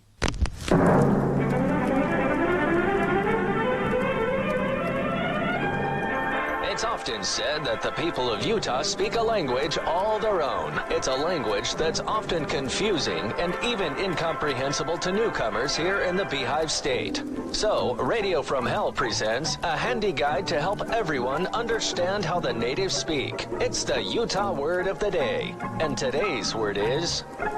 Canacarn. Canacarn. K-A-N-A-K-A-R-N. Canacarn. And now here they are once again to help us kick off this brand new year with another Utah Word of the Day. Today's conversation finds our Utah stalwarts discussing what's for dinner. They're standing on LeVar's front porch, socially distanced of course, in Utah County as the following scene takes place. Again, the word is Canacarn. Hey there, LeGrand. Hey, what brings you down here to my place? You ain't been getting out much since, the COVID. Well, that's true. I mean, I'm really scared to catch it because of my underlying condition, my underlying health condition. I mean, I'm afraid it would be the end of me if I was to get the virus because of my underlying health condition. That's why you ain't seen me down here to your place in recent times. Oh, I didn't know that. I didn't know you had an underlying health condition. You mind me asking what your underlying health condition is that gives you extra fear of the COVID? Well, I thought it was pretty obvious. It's these here red patches on my hands. You mean your eczema? That's what them patches are, Yeah, I know. I mean, that's just dry, scaly skin on your knuckles there. Eczema isn't an underlying health condition that would make the COVID any worse. Well, I'm not taking no chances. I mean, you never know. But I didn't come down here to Spanish Fork to talk about my eczema. I came down here to get something from your food storage. Now, you remember when we bought all them cases of food together? Oh, yeah. I've been keeping all the stuff in my storage for you until you finish building your bunker, but you ain't done building that thing, have you? No, I ain't done. But I will take a case off of you today. I don't need the whole case. I just need a can of corn. But I might as well take the whole case of corn because I will eat it eventually. That's up to you, my friend. They're your cases, and it's your corn. I mean, you can take it all or just one can of corn. Makes no difference to me. Yeah. Well, I don't really want to carry it all. Never mind the case. Just bring me one can of corn. Can of corn it is. And how about I get you some salve for that eczema, too? Join us again some other time as we examine how the Utah natives speak with the Utah Word of the Day. Okay. Salve. Some salve. Do we have 1 second here? Yeah, sure. Just a second, yeah. I don't understand this story. Well, I mean, I understand it, but I don't. And when you tell me what it is, I'm going to go, oh, of course. So it's I was going to use it as a boner candidate, but I'll just tell you. NASCAR driver Haley Deegan. She's being sent to sensitivity training for using a slur during an online race. So NASCAR, they've been doing these online. Apparently they're pretty cool the way they do it. Online races. But she was heard saying, "This is fun, oi, I, who is that? R, blank, blank, blank, blank, blank, blank, D, behind me. Don't do that, please." So that's the slur that she used, but I can't figure out what it is. Who's the R, blank, blank, blank? Yeah, it's R, blank, blank, blank, blank, blank, D. Who's ends the with R? D? Huh? Yeah, ends with D, starts with R. I know what it is. You know what it is? Yeah. I can't figure it out. Here, let me help you. Are you? I'm not going to say it on the radio. Well, of course not. But you're going to write it down. Oh. Yeah. Oh. Okay. So They could have explained it though. I mean, she used a slur, a word that is considered a slur to refer to someone who has a mental disability. Mm-hmm. But they didn't explain it and I just couldn't figure out. You were what racking it your was. brain trying to figure out the swear word that. Yeah. Well, there you go. There's a lot of jokes. Anytime you have swear word crosswords, let me know. Thank you. I'll be there to help you. I really couldn't figure Gary, it out. Thank 6-letter you. word. You know. Exactly. Gary, I need. All right. It starts Traffic. with M. Traffic, Gina. Yeah, the only thing I have to tell you about is this driver alert. So from today through Thursday the 14th, crews will close up to 2 right lanes on northbound I-15 between Bangor Highway and 114 South from 9 a.m. to 3 p.m. This will allow crews to install permanent barriers. Drivers should plan on extra travel time and expect traffic delays in that area. That's traffic. Okay, we will take a break. We will be back. We got Tuesday Tunes with Todd on the way. Boner fights coming up. Stand by for all of that. Now a message from the Department of Workforce Services here in Utah. They have a lot of positions available. If you've lost your job because of COVID, if you're looking to change your career, a lot of options available right now. Production workers, manufacturing machine operators, sales representatives, software developers, quality control analysts. There are a lot of industries, even though some industries have been hit hard by the pandemic. There are others that are really booming right now, and they need a lot of people. You don't have to have experience to switch to these jobs in these industries. Maybe you don't have any experience in. They will pay you while they train you. That's how badly they are in need of people. And if you're looking for help getting ready for an interview or getting some additional education or training for a new job, you can find it all at jobs.utah.gov. There's a hot jobs section of it, so just go to jobs.utah.gov. Enjoying a delicious piece of German chocolate cake pie. Exactly. That's kind of weird, Travis. This is Travis the Pieman here. Hi, everybody. German chocolate cake pie. Exactly. We have an official pieman for the Radio from Hell show. Gina, by the way, I brought you your pie. Oh! It's a pie in a box. It's the McDonald's. Baked It's the pie that she will eat. We know she'll eat that. You're missing out. It's the one thing I have in common with Donald Trump. You're missing out. This is delicious. It's delicious. It really is, Travis. And also, Gina, since I couldn't get you pie, I got you something else. What? Well, you got me pie right there. See, Travis has got an. Did he? Yeah. Travis has been making stickers. Remain seated podcast stickers. Got the graphic offline. Was able to kind of jury rig a setup for it. So you've got some for the computer, for the laptop, for your car, whatever you want to do. I love it. Thank you. Travis, is it an Etsy store? Or It's an Etsy store called Pieman Graphics, or if you search Pieman Graphics on Twitter, it now pulls up links that'll take you right where you need to go. You know, Gina, those stickers have beard hair in them. Do they? Yeah, probably. That's okay. I'm not going to eat them. I try to pick them out, but picking out the beard hair makes it artisanal. This pie has beard hair in it, and it's delicious. It's just delicious. Well, my boys helped me with this one, and, the 11-year-olds. Yeah, Travis sells stickers on his Etsy site. That's awesome. He's been selling Geek Show stickers. Now, Travis, you it's Pi Day, right? What do you know about the mathematical symbol of pi? Anything? It's the magical number that lets you calculate many things in geometry. The time that they actually celebrate it today, or at least the big math geeks celebrate it today, is today at 1:59 p.m. because then you get 3.14159, which are the first numbers of pi. Wow. I know. Okay. It's really, you can get really geeky on this. So there's going to be math geeks at the bar at that time? At that exact time, they'll all raise a glass and they'll be good. Woo! And and there's little math things they come up with too, where they say that, since there's 360 degrees in a circle, if you go to the 359th position of pi, there's 360 right there. If I understood math better, apparently it is this magical thing that you can calculate all kinds of things. It's an exact proportion that they figure is like a magic number throughout the universe. It helps things work. But we kind of adopted it too, is instead of just being pi as in the number, it's pi as in pie.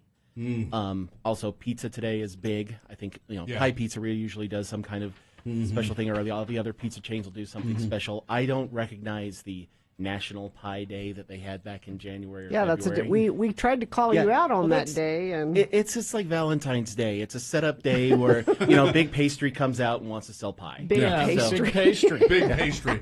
They tried to co-opt it. Exactly. Right. There's only two pie holidays that I celebrate, and that is Pie Day and Pie and Beer Day on the 24th. Yeah. Yes. Because nothing's better than a fresh raspberry pie and a Pilsner. Now, Travis, I know you also have you lost your job some time ago. I don't know what you weren't fired, but it was a. I'm no longer employed. Yeah. And so right now I'm looking for anything that's either integration or What is integration? I do a lot of software. Okay. And basically it's taking large groups of software pieces or hardware pieces and putting it together for major companies. Okay. So I do integrations, implementation, support. So if anybody has something like that and wants an employee that can bring pie on potluck day, exactly, lots of pie. That's he's a great pie maker, and he knows how to do big software jobs. Travis, how do they get a hold of you? They can just email me at travislynjohnson@gmail.com. Okay. And Raul down on the border, send us in the chat room a picture of one of your Trump stickers on his computer, I think. Yeah, I have a copy of the balloon Trump. The big balloon that they were running big around fat, England, and they brought it over to Los Angeles and into New Jersey. Yeah, I sell those on the site. Pie Man Graphics. Well, All right. thanks. I just devoured the pie. One slice is enough. It's very sweet, but man, it's delicious. Thank you, Travis. No problem at all. Have a good one. Have a good pie day. You too.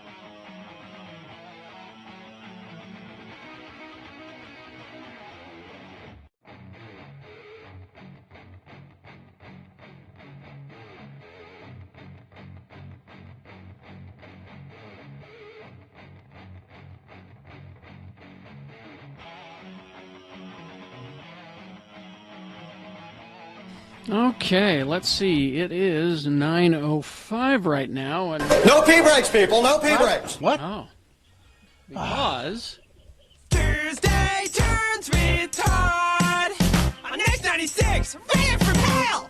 Well, it's the man, the myth, the legend himself, Todd Newcomb. And here he is to present a tune on this Tuesday. Good morning, Todd. Is the tune a bird chirping song? Because I hear the birds. Wouldn't that be nice? It's in anticipation of spring, which I know we're all looking forward to. No, I'm actually out in the backyard. It's cold, and I'm wearing shorts too. Like this, none of this makes any sense. But the dogs needed to come out. yeah, a lot of bad choices happening here, Todd. The dogs needed to go out, and we are a slave to our pets, aren't we? We are, because I love these two little guys. They're my favorites. But you have to get the Labrador. When she gets kind of restless, you need to go out and play ball with her, or she'll just be a pest all day long. So we're getting our wiggles out.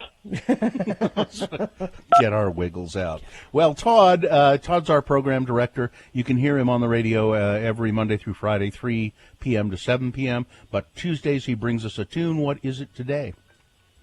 I'm excited about the one today because it's the first of a whole bunch of new big releases from bands that we've all been kind of waiting for because a lot of stuff from last year got kind of pushed back. But it's a brand new track from Kings of Leon. They've got an album that's set for release on the 5th of March.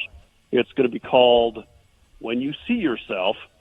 And this is pretty good stuff. I have grown to really like this band quite a bit. So see what you think of this new track. Okay. Well, what is it? What is this called?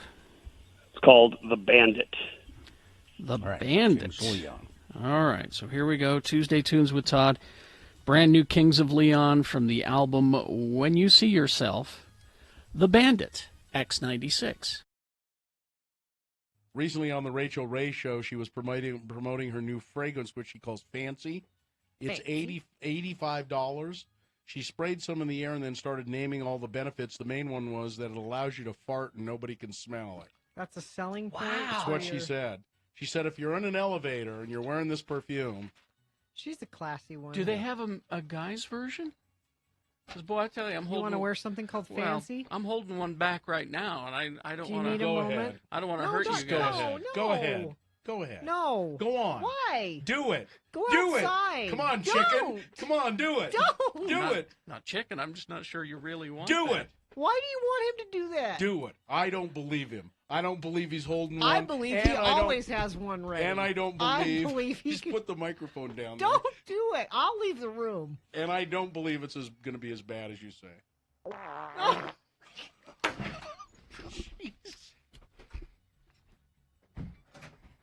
What, you weren't serious? That's the lowest we have ever sung on the radio. And I didn't even go all the way. Oh, man. There's more. That's dangerous. Yeah, he did. I made him. I made him. You know how I am with peer pressure. Here, Carrie, have a drink. Here, Carrie, fart. You know, pull my finger. Listen, it started when I was a kid. It started when I was a kid. My dad used to make me pull his finger. He did. I don't smell anything. Seems fine. It'll circulate. Will it? Yeah. Okay, It'll come around. maybe we better take a break. I haven't been eating much meat lately, so. Oh, jeez. Well, You know, for someone that just That was really tuned into good. this show for the first time, I know, just they now, we don't usually do that. We've lost them forever. Usually, Really? you know, we're. Do you think? You don't think that they could forgive us just this one? I can't forgive you. Now, long-time listeners of the Radio from Hell show, if you'd like to call us now. Listen, I was goaded into it. I did. hope I you're pushed both him. happy. He was calling me names. He I was pushed pointing him. at me. I pushed him. It's a good thing there wasn't a cliff. I'm glad we don't have a sponsor for the boner right now. Yeah. Well, I don't think we'll ever have Nope. one either after that. Oh, my God. He made me. All right. Uh-oh. Weather? Somebody just texted and says, well, that's why you guys have a new three-year contract. And Sue just texted in, I am so proud to be your wife Your right bags now. are on the porch. I also just got a texter that says, I can smell it from here. It really is bad. Is it? Well, I've been holding it all morning. I haven't had a chance to Yeah. leave. I know what that's like. I figure I'd be fine until, at 10. Yeah. I really started to kink up, and then you talked about that perfume. Oh, God, I can't believe you did that. Now, listen, how do you guys know it wasn't just a recording It of a wasn't. fart? He put the Shut up. microphone down. Shut up. It could have just been a recording of a fart. No. You don't know. You don't, but I'm here to tell you it wasn't. Well, see, these guys are selling it. They're acting. Nope. That was real. Oh, man.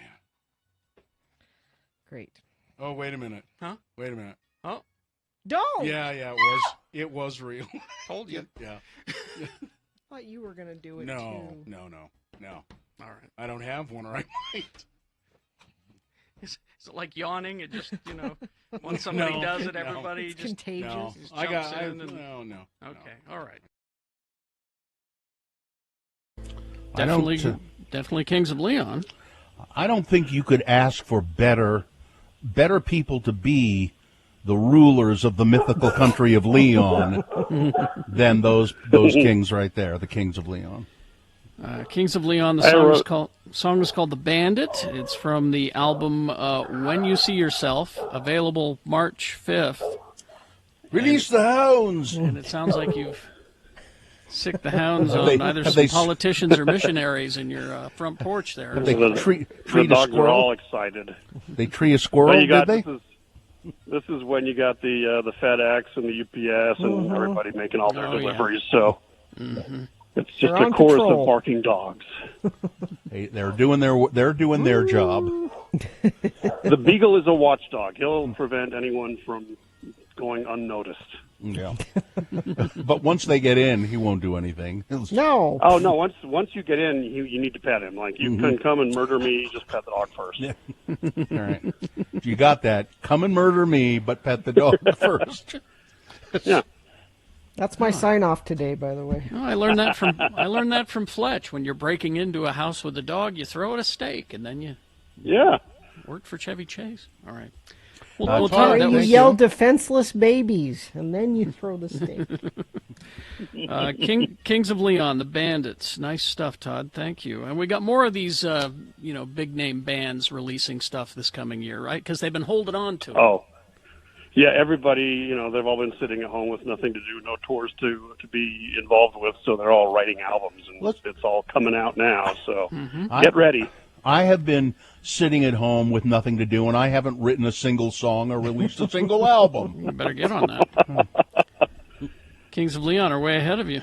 I'm not jumping on that bandwagon. All right. Well, thank you, Todd.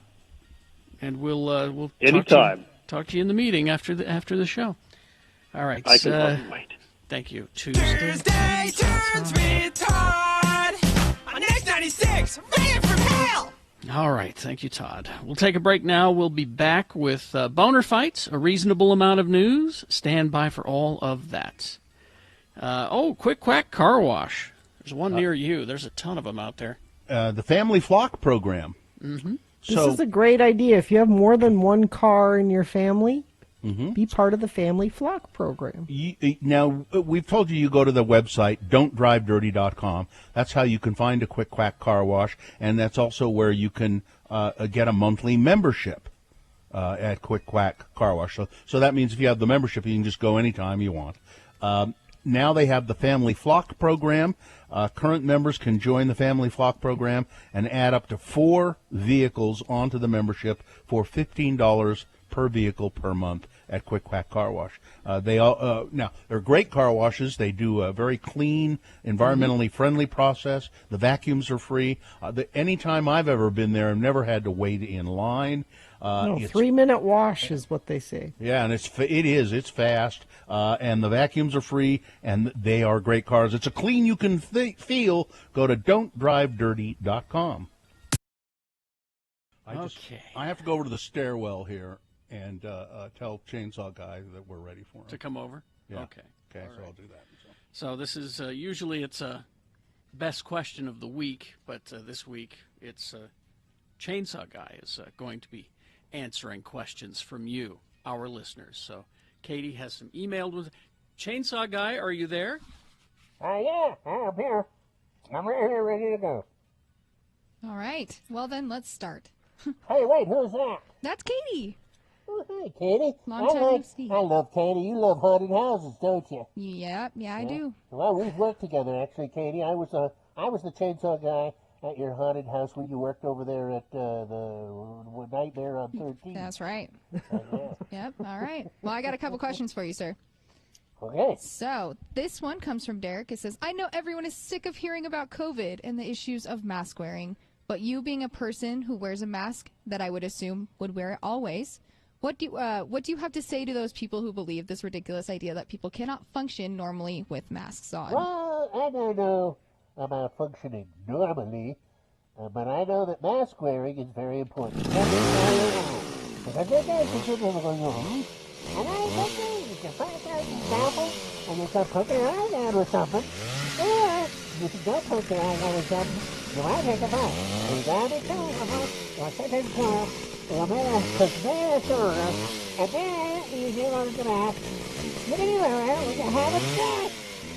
You can, but you've got to be careful.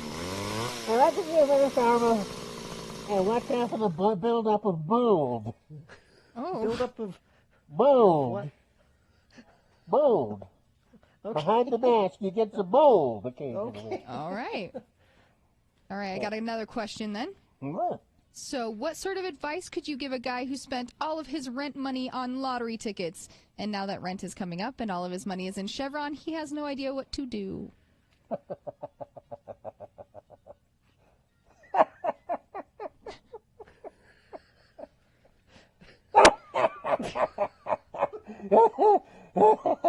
Tough, tough, tough. Next question. Next question. Next. Well, how long have you said that? Come on. You don't have anything to say No, about that? whatever. No? No. That's it? You got to build up of mold. All right, final question, sir. Okay, I'm ready. Wait a minute. Do you have a favorite chili recipe? Do I ever? I'm telling you, what you do is you take a tailbone and you get a can of pickle. And then lay up on them and don't you turn them to the... And then you take a takeout and...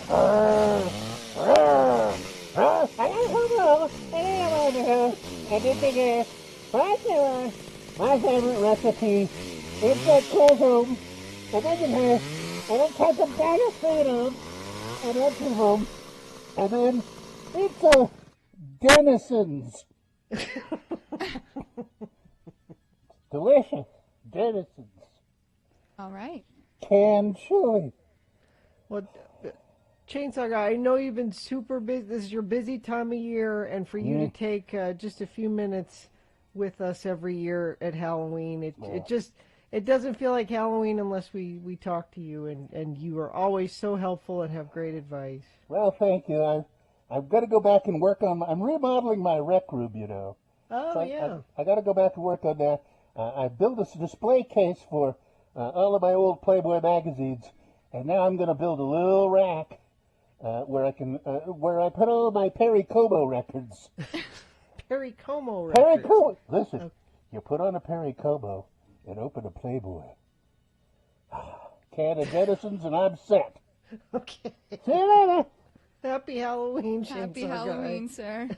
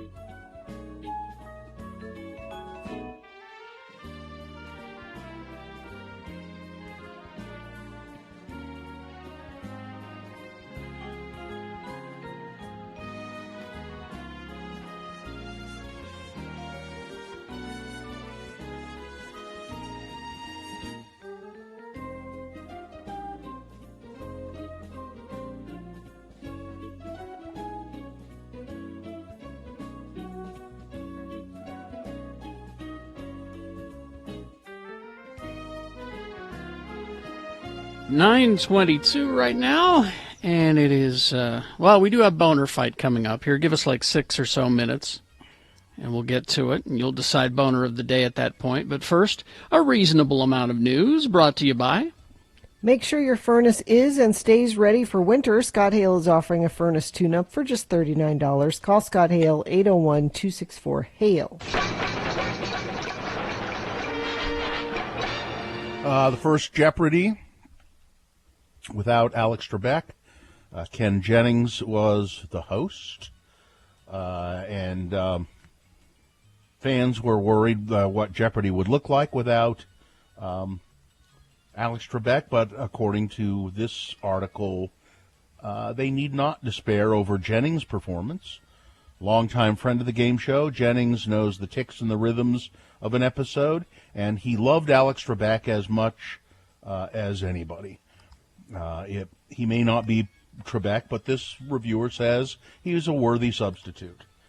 Sharing this stage with Alex Trebek was one of the greatest honors of my life, Ken Jennings said after he was introduced as guest host by announcer Johnny Gilbert.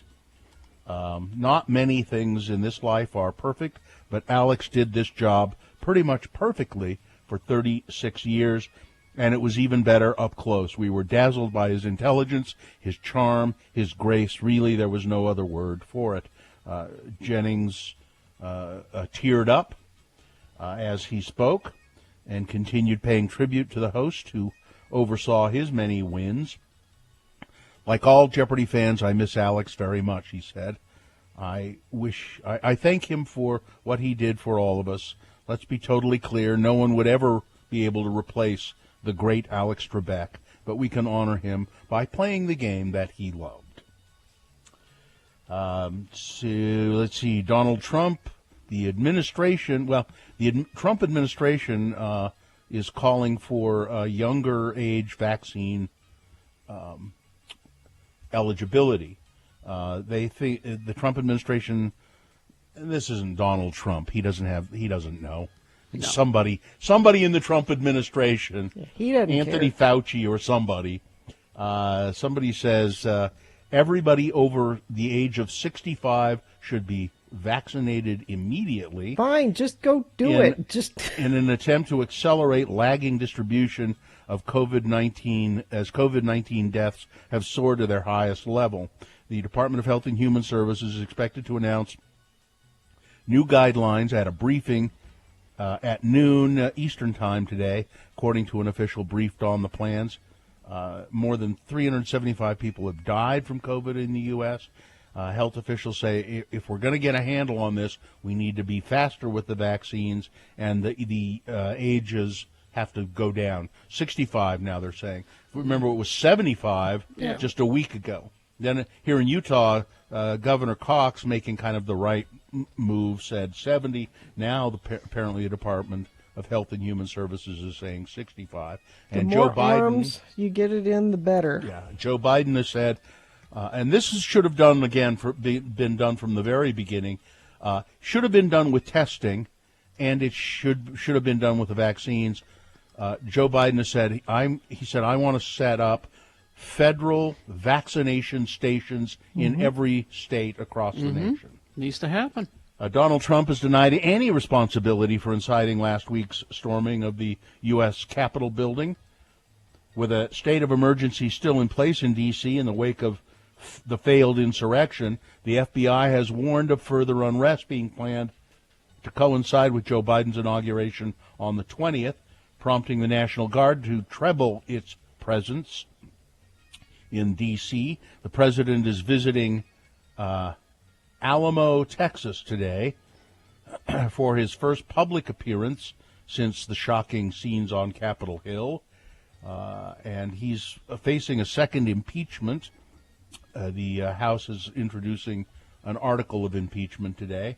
In an internal memo reported by the tech news site The Information, Facebook has apparently told their staff, in light of recent events and to err on the side of caution, global security is encouraging everyone to avoid wearing or carrying Facebook-branded items. Really? Yeah. Oh, man. So if you Like- work like for hats Facebook, or don't wear your Facebook sweatshirts? T-shirt. Wow. Don't wear your Facebook Jeez. hoodie. I know we give you this stuff, but don't wear it because people are angry now. Now the Trumpers are angry at Facebook and they're angry at Twitter because they kicked Parler off of now. They kicked Parler off. Amazon says they're not going Amazon to and host it. Apple. Yeah. So, not going to be any of that stuff. Where are these poor Trumpers going to go? Where are the QAnon conspiracy theorists going to go? Well, they'll find a place, and They always do. undoubtedly they already have. And it's not a First Amendment issue. No. That means the government can't silence your speech. It doesn't mean that a private company that you opt into and don't pay for, by the way, they can do whatever they want. Oh, you pay for it. You pay for it. I mean, you may think it's free, but it isn't free. American Fork Police are looking for a missing person. They hope that people can help locate this woman who was reported missing earlier this month and is considered potentially endangered. Kylie Marie Heronson, 30 years old, last seen in American Fork on the 3rd of January. She left with a man identified as Chad Lapanuski. They were in a blue 2018 four-door Kia Forte. Lapanuski has since been in contact with police and is being cooperative. Police said that Heinrichsen engaged in a 2-minute call with family members, and she appeared to have suffered some bruising on her face. This was a video call. Heinrichsen may have been under duress during the call, and she told her family she would return home that evening, but she did not. She was believed to be in the Salt Lake County area, Salt Lake City or county. Not sure who she is with at this point, an unidentified Caucasian man. They're saying, she is endangered, and if you have any information as to her whereabouts, you should contact the police immediately. Utah saw 30 police shootings last year, tying a previous record. Police across Utah shot at a record 30 people 2 years ago. 2 years after the record was set, the Attorney General's office announced it will study the shootings in reaction to a detailed summary in the Salt Lake Tribune. Sean Reyes' team, by the way, never finished the study. They started one, then they didn't finish it. No findings were shared. The staff stopped because it was too difficult to collect the information. Too difficult? That's what they said. Sure. This is weird. More than a dozen earthquakes in 30 days in the southern Appalachian Mountains. This is very unusual. More than a dozen earthquakes have rocked the southern Appalachian Mountains last month, including a 2.4 magnitude. So that it's all pretty small, but it is significant earthquake activity in a place that doesn't have many earthquakes. Is not known to have earthquakes. Oh, gonna shake them hillbillies up. No Must be kidding. all the fracking, you think? Just a thought. A lot of it happening there. Yeah. Okay. It's Boner Fight.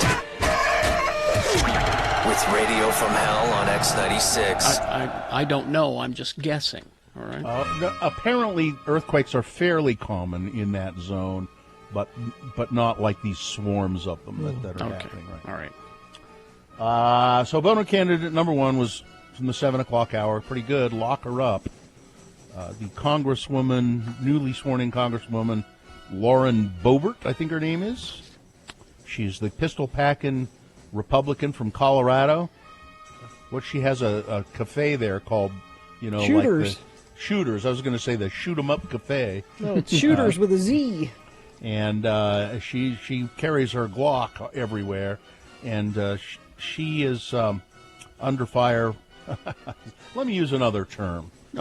She's people are angry with her and calling for her to step down because she live tweeted Nancy Pelosi's whereabouts when she was in the Capitol there, and there were protesters and rioters everywhere, potentially putting Nancy Pelosi's life in danger.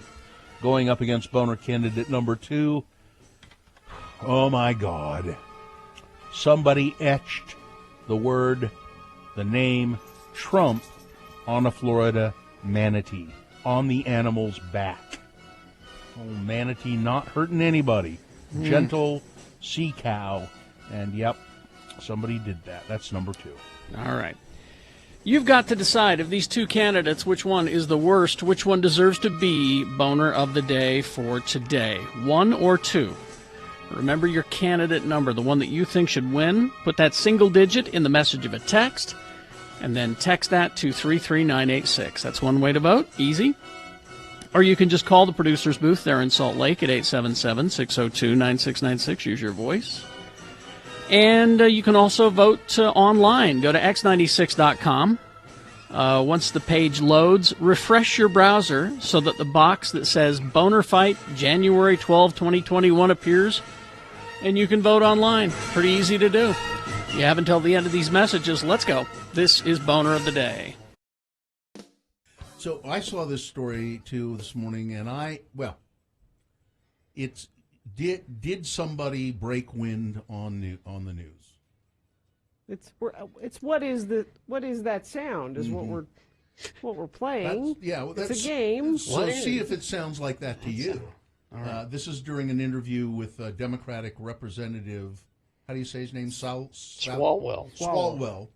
He's on being interviewed by Chris Matthews on MSNBC, and you've got the audio. I've got the audio. So we'll start off with Chris, and then he'll talk, and then you'll hear the fart during Eric Swalwell's response. Who were on the phone listening to the president talk about this swap of dirt for U.S. military aid. Chris, so far, the evidence is uncontradicted that the president used taxpayer dollars to ask the Ukrainians to help him cheat an election. And the complaint that I've heard... Okay, one more time. There we go. Evidence is uncontradicted that the president used taxpayer dollars to ask the Ukrainians to help him cheat an election. And the complaint that I've heard... Who were on the... Now, so the internet, the Twitter, and all of that went crazy with. Yeah. So who farted on the? Now they say. Chris Matthews tweeted out saying that it was a coffee mug scooting across a table. Which it probably is. It could be, but it also sounds to me like a wooden stool leg. Yeah. Scraping across the floor. Mm-hmm. I think it's more likely one of those things than a fart. I thought it was somebody just farting around. Somebody just put that in there. That's what it seemed like to me. Added it to it? Yeah. No. Well, no, they said that it happened during the broadcast because if you look at Swalwell's face, he kind of grimaces a little. Oh, I didn't notice that. What was that? Well, then it was him. It was Swalwell. And that was a Democratic fart. He said, no, it wasn't me. I don't know where it came from, but it was funny at the time, and that's why I smiled. Well, let's see. They say the smeller's the feller. Well, what does it mean to the listener? The listener's the what? I don't know. That's what I'm trying to... The hearer's is the bearer? I don't know. I thought he who smelt it dealt it. Well, it doesn't indicate that he smelt it. It indicates that he heard it. Yeah, so we don't know if he dealt it. Fox smells his own hole first.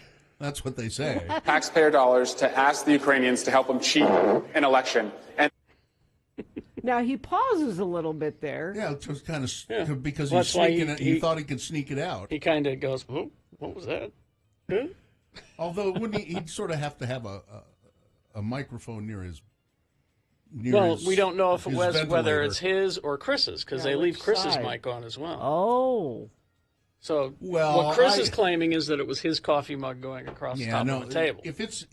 Okay, then it's Matthews, and you can look at him. He's a farter. He's a farter. Yeah, he gets too excited about stuff, and the president used taxpayer dollars to ask the Ukrainians to help him cheat an election. And yeah, that pause. That pause is that tells me he knows it's coming.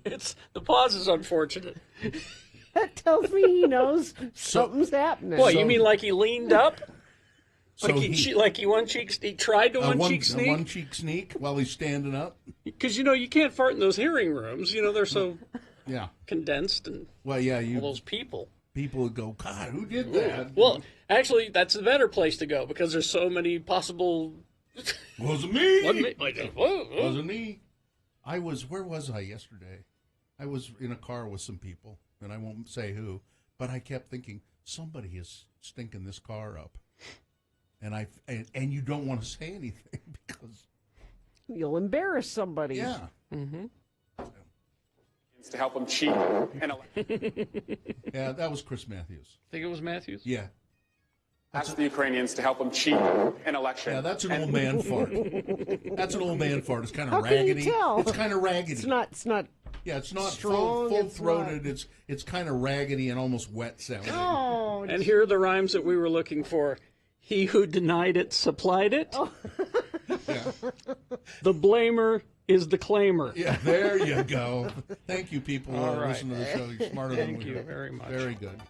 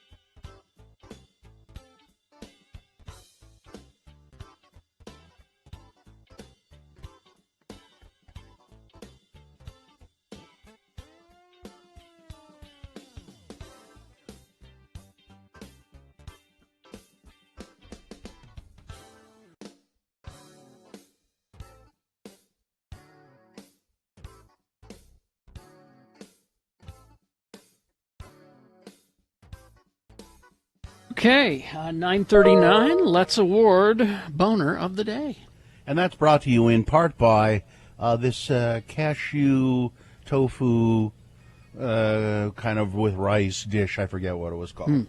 Okay. And make sure your furnace is and stays ready for winter. Scott Hale is offering a furnace tune-up for just $39. Call Scott Hale, 801-264-HALE. Had coconut milk in it.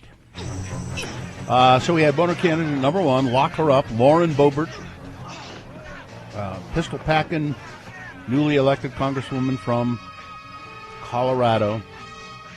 She tweeted Nancy Pelosi's whereabouts when the rioters, the terrorists, let's call them terrorists, the terrorists were terrorizing the Capitol, the U.S. Capitol. She tweeted about Nancy Pelosi and as to where she was, and also referred to the terrorists as her constituents. She was number one. She got a fair amount of votes, but not enough to overcome Boner candidate number two. Oh, my God. Whoever it was that carved the name Trump in the back of a helpless sea cow. Here it is. Your Boner of the Day for January 12, 2021 now goes forward, might be Boner of the Week. We'll find out on Friday from Dave the Flower Guy. Go ahead and hit that, Katie, if you would. The following is a sponsored feature. We have, let's see, Ho Wong Ha on the phone. Yes, he's the you're a brand new manager, IT manager, right, Mr. Ha? I am. For Spy Hop. And for a couple of things I would like to talk about with you. First of all, explain to people, if you would, for they may not be familiar, what Spy Hop is. Spy Hop is a digital media art center that offers in-school, after-school, youth in care, so right now virtual programming for students aged 9 to 19. They can do film classes, audio classes, music classes, and design classes. We give youth voices to express themselves. Mm-hmm. Now, there's a quote from you here that I'd like to read, and then I'd like you to expand on it if you would, and talk a little bit about your background, where you came from. But this quote from you says, "Digital inclusion is near and dear to my heart. Growing up, I was very underprivileged when it came to tech equipment." Talk about that quote, if you would, please. Oh, no problem. No problem. So I grew up down in southern Utah, and I was a very underprivileged kid. I didn't have any of the tech equipment I needed, like a laptop or a computer or a phone. And growing up, all my friends had that, and so it was kind of challenging, especially to do homework, school, etc. And back in those days, digital equity wasn't a thing like it is now. So it was very difficult. It was very difficult just to maneuver through childhood without those kind of devices and digital things. And if you want to create art, if you want to create film or television or other things like that, it's impossible to do, isn't it?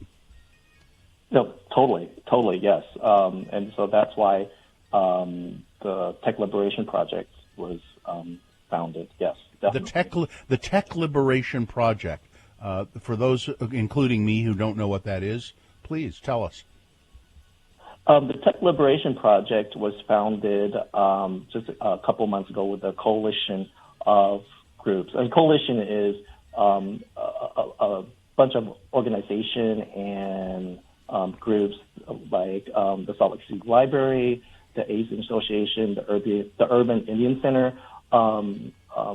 We wanted to get in the hands of the people that need tech devices, the tech devices that they need to do schoolwork, especially in households that don't have any computers or laptops. And so that's what the Tech Liberation Project is about. People can donate their functional computers, laptops, iPads to help local families stay connected. I mean, that's just the bottom line right there. So SpyHop is a part of that. And how do people can donate those things through SpyHop? How do they do that? They can get more information on spyhop.org, or that will tell them the hours. Our hours of drop-off is between 8 a.m. and 4 p.m. And the SpyHop address is 208 West Harvey Milk Boulevard. Now, if people have kids that don't have access to these things and they need them for school, is there a way that they can get a hold of SpyHop and maybe get those things for their kids? Oh yes, definitely. This is what we're about. If you go to spyhop.org, once again, you can, and then there's a tab, the Tech Liberation Project. They can go on there and find out how they can get a tech device. There's one thing that this pandemic has shown us, and it's the digital divide is there, and we're just trying to get. It's real, and we're trying to get digital equity in the community, back into the communities. All right. Spyhop.org is where you find all of that stuff. Mr. Ha, it's been a pleasure speaking with you, and I hope you're very successful in your new position there at SpyHop. Yes, good luck. Oh, thank you. Thank you, guys. Thank you so much. You're welcome. Thanks for being with us. All right, we'll take a break. We will be back, crawling towards the exit. UtahAdvocates.com. Talk to a lawyer for free using UtahAdvocates.com. There are a couple of ways you can do it. There's a chat feature there, so you can keep it even more private than you'd like. Or you can call them 24/7, this is. Call them and speak to an attorney and get an opinion for free. Accidents happen at any time of day, and you don't have to have any upfront money to talk to an attorney. They take their fee out of the settlement they get for you at the end. Now, when you call them at 801-355-5550 after you've been involved in some sort of mishap, they don't say, hey, well, accidents happen. They really question you. They know the questions to ask to find out if you have a case. And they're pretty good at determining that over the phone, so you don't have to go in and see them. You can just talk to them anonymously if you want and find out if you have a case, and if you do, they will represent you to the insurance companies and help you get a settlement. 801-355-5550 or UtahAdvocates.com. We got the rest of the potato chips. All right, now we've tried the, so we started with the cappuccino flavored Lay's potato chips. Which didn't knock us out, but we didn't hate, except for Gina. She I hated hated them. them. Now, The wasabi. Now, they've had 4 new flavors, and people want to call them both.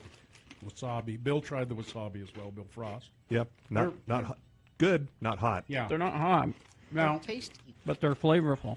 Now, I've got the bag of cheddar bacon mac and cheese here. And Gina said of the wasabi, oh, you got your winner right here. My guess is she won't even try the bacon mac and cheese. Yeah, I'm sure there's not actual cheese in it. I don't No, care. there is. There is. I read the ingredients. There's like cheese powder or something.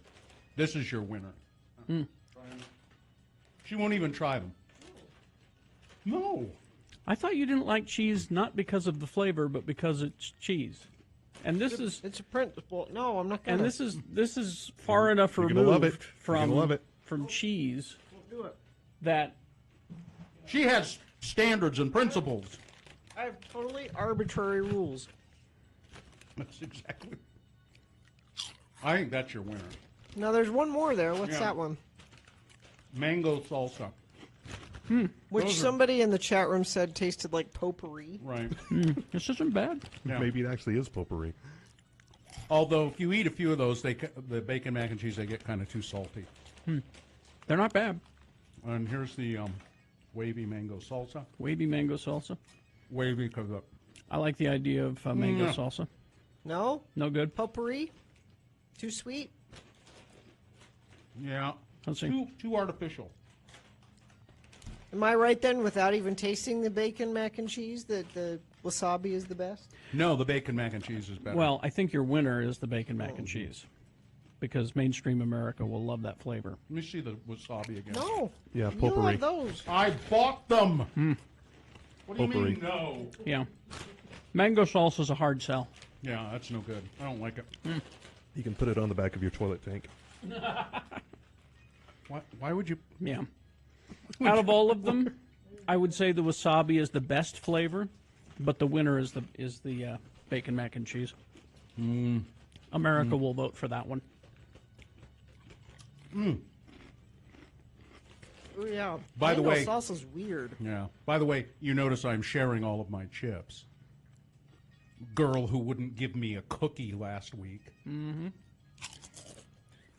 4 cookies made for me with my name on them. A gift. Yeah. Was Yes. it 4 cookies that Yes. spelled out Gina? No, but my name was written on the box. Yeah. I know. It's different than you buying 4 bags of chips. It's not the same thing at all. I know. It would have been You a can gift. replace these chips at any moment It would have several been times It over. would have been a gift from your heart, which you were unwilling to make to someone who argued for equal wages for you. You can't drag that out. Yeah, why not? It was proposed. I can't even finish this one mango They're salsa. terrible. Yeah, they're not good.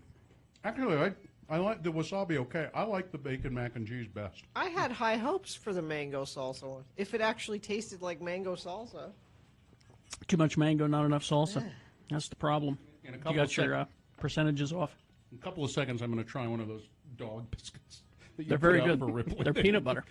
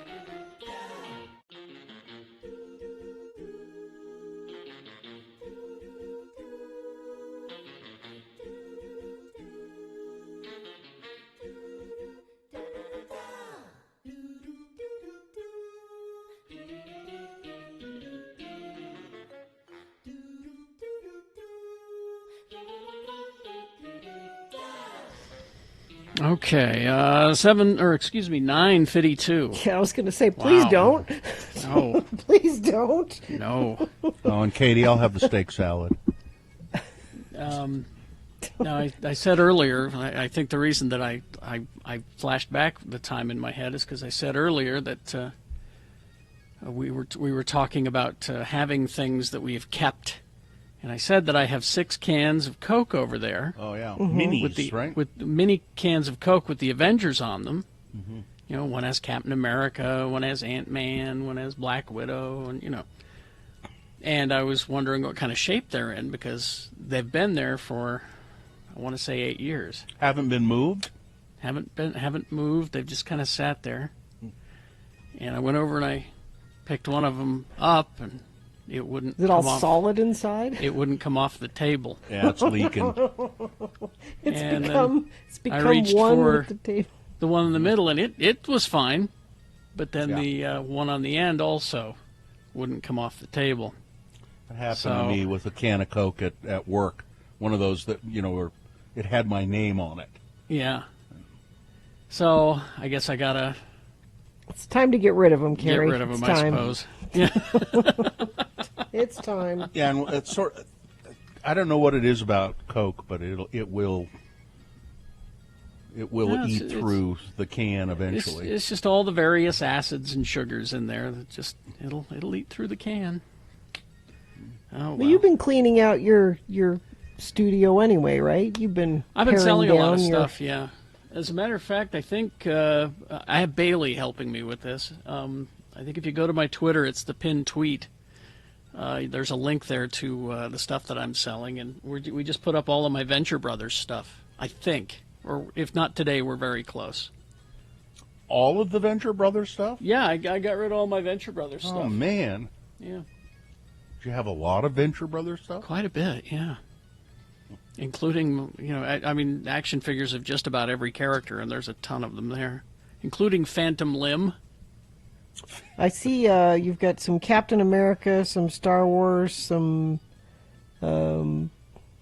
X-Men. Those are the things I'm seeing. You don't see the right Venture now, Brothers Carrie. up yet? Because Bailey said he No. was going to get it sometime this week, so check later. I can get a Star Wars lunchbox for $5. Sure. Woo! So you gonna get it, Gina? Well, I don't really need a lunchbox because I don't go anywhere for lunch. What you Someday. I'm just here. You make yourself a lunch, put it in Yeah. the lunchbox, and then carry it into the bedroom there with you, where you do the show. Yeah. Someday you'll go for lunch out somewhere. Somewhere. And you might need and you're prepared now if you have, you can just, I'm all set. I'm ready I've got to go. my box. The only Put my kind of lunch in. lunchbox I ever carried was one of those big black kind of domed lunch boxes, with the Like buckle the construction front. worker? Yeah, with the Lunch buckle box? front, and you open it up and the thermos fits in the lid. It's like Ralph Mm-hmm. Cramden's, yeah. Yeah. That's the only kind of lunchbox I have ever had. You didn't have a character lunchbox, No. Bill? No. I've still got a bunch more in there. They weren't big enough for me. I had a Bionic Woman one. Oh, yeah? I loved the Bionic Woman. And did you take it to school with your lunch? You in it? bet. Your lunch, which was what?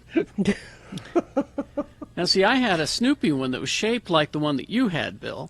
Uh-huh. But because of the shape, it looked like Snoopy's doghouse. Laying on his doghouse there. So it was painted like Snoopy's doghouse. Mm-hmm. And then I had the Harlem Globetrotters one. And I had a Star Wars one, and I don't know what happened to it, so I had to buy it again. No, I did have a Beverly Hillbillies lunchbox, one of the square ones. That's right. That somebody gave me. I remember that. I forget where it came from, but somebody Well, it was gave from me. one of our KJQ Christmas parties where we do the Christmas exchange. I think- yeah, that's right. The gift The exchange. white elephant. Yeah, And which as I went on recall- for hours. And as I recall, everybody wanted that Beverly Hills lunchbox, and Beverly Hillbillies lunchbox, and you managed to find a way to keep a hold on to it. Well, I think it was those went on for hours because we would trade. So not only was it a white elephant gift, but then you could do a trade if you wanted to, and It took days. God, I got so sick of those parties. Well, they don't happen now, so. It's one good thing about COVID: no more company Christmas parties. That is a good thing about COVID. Well, at least we assume so. I assume we won't have one this year. Maybe we will. We had one. Oh, this coming one? No, Yeah. we'll probably have one this coming Christmas, but not. Did we have one last Christmas? No. No. We No. didn't? I guess That not. was just a couple of weeks ago. Oh, yeah, that's right. I'm trying. Oh, yeah. It's January, Bill. Oh, that's right. I was thinking it was March again. Christmas in July. Yeah. All right. Let's do the promo and get out of here. Well, we've made it to the 289th day of Radio from Hell from Home. So why don't you join us Wednesday morning? There are a lot of things that must go currently going on, and a good thing that we're going to help you with that at 6:45. Just send us your must-goes to radiofromhell@x96.com. Then at 7:45, Dr. Cobble will be back with us to answer your COVID-19 and vaccination questions. Be ready to call in. And at 9:35, District Attorney Sim Gill joins us for Ask a DA. As always, there'll be more for Wednesday's Radio from Hell show on X96. That good? Yeah, you bet. All business? Good for me. Mm-hmm. I think we're good. Fine job, Katie. Thank you. Live long and prosper, bitches. Don't you know who I am? You pet the dog first, then you come murder me. Corey is next.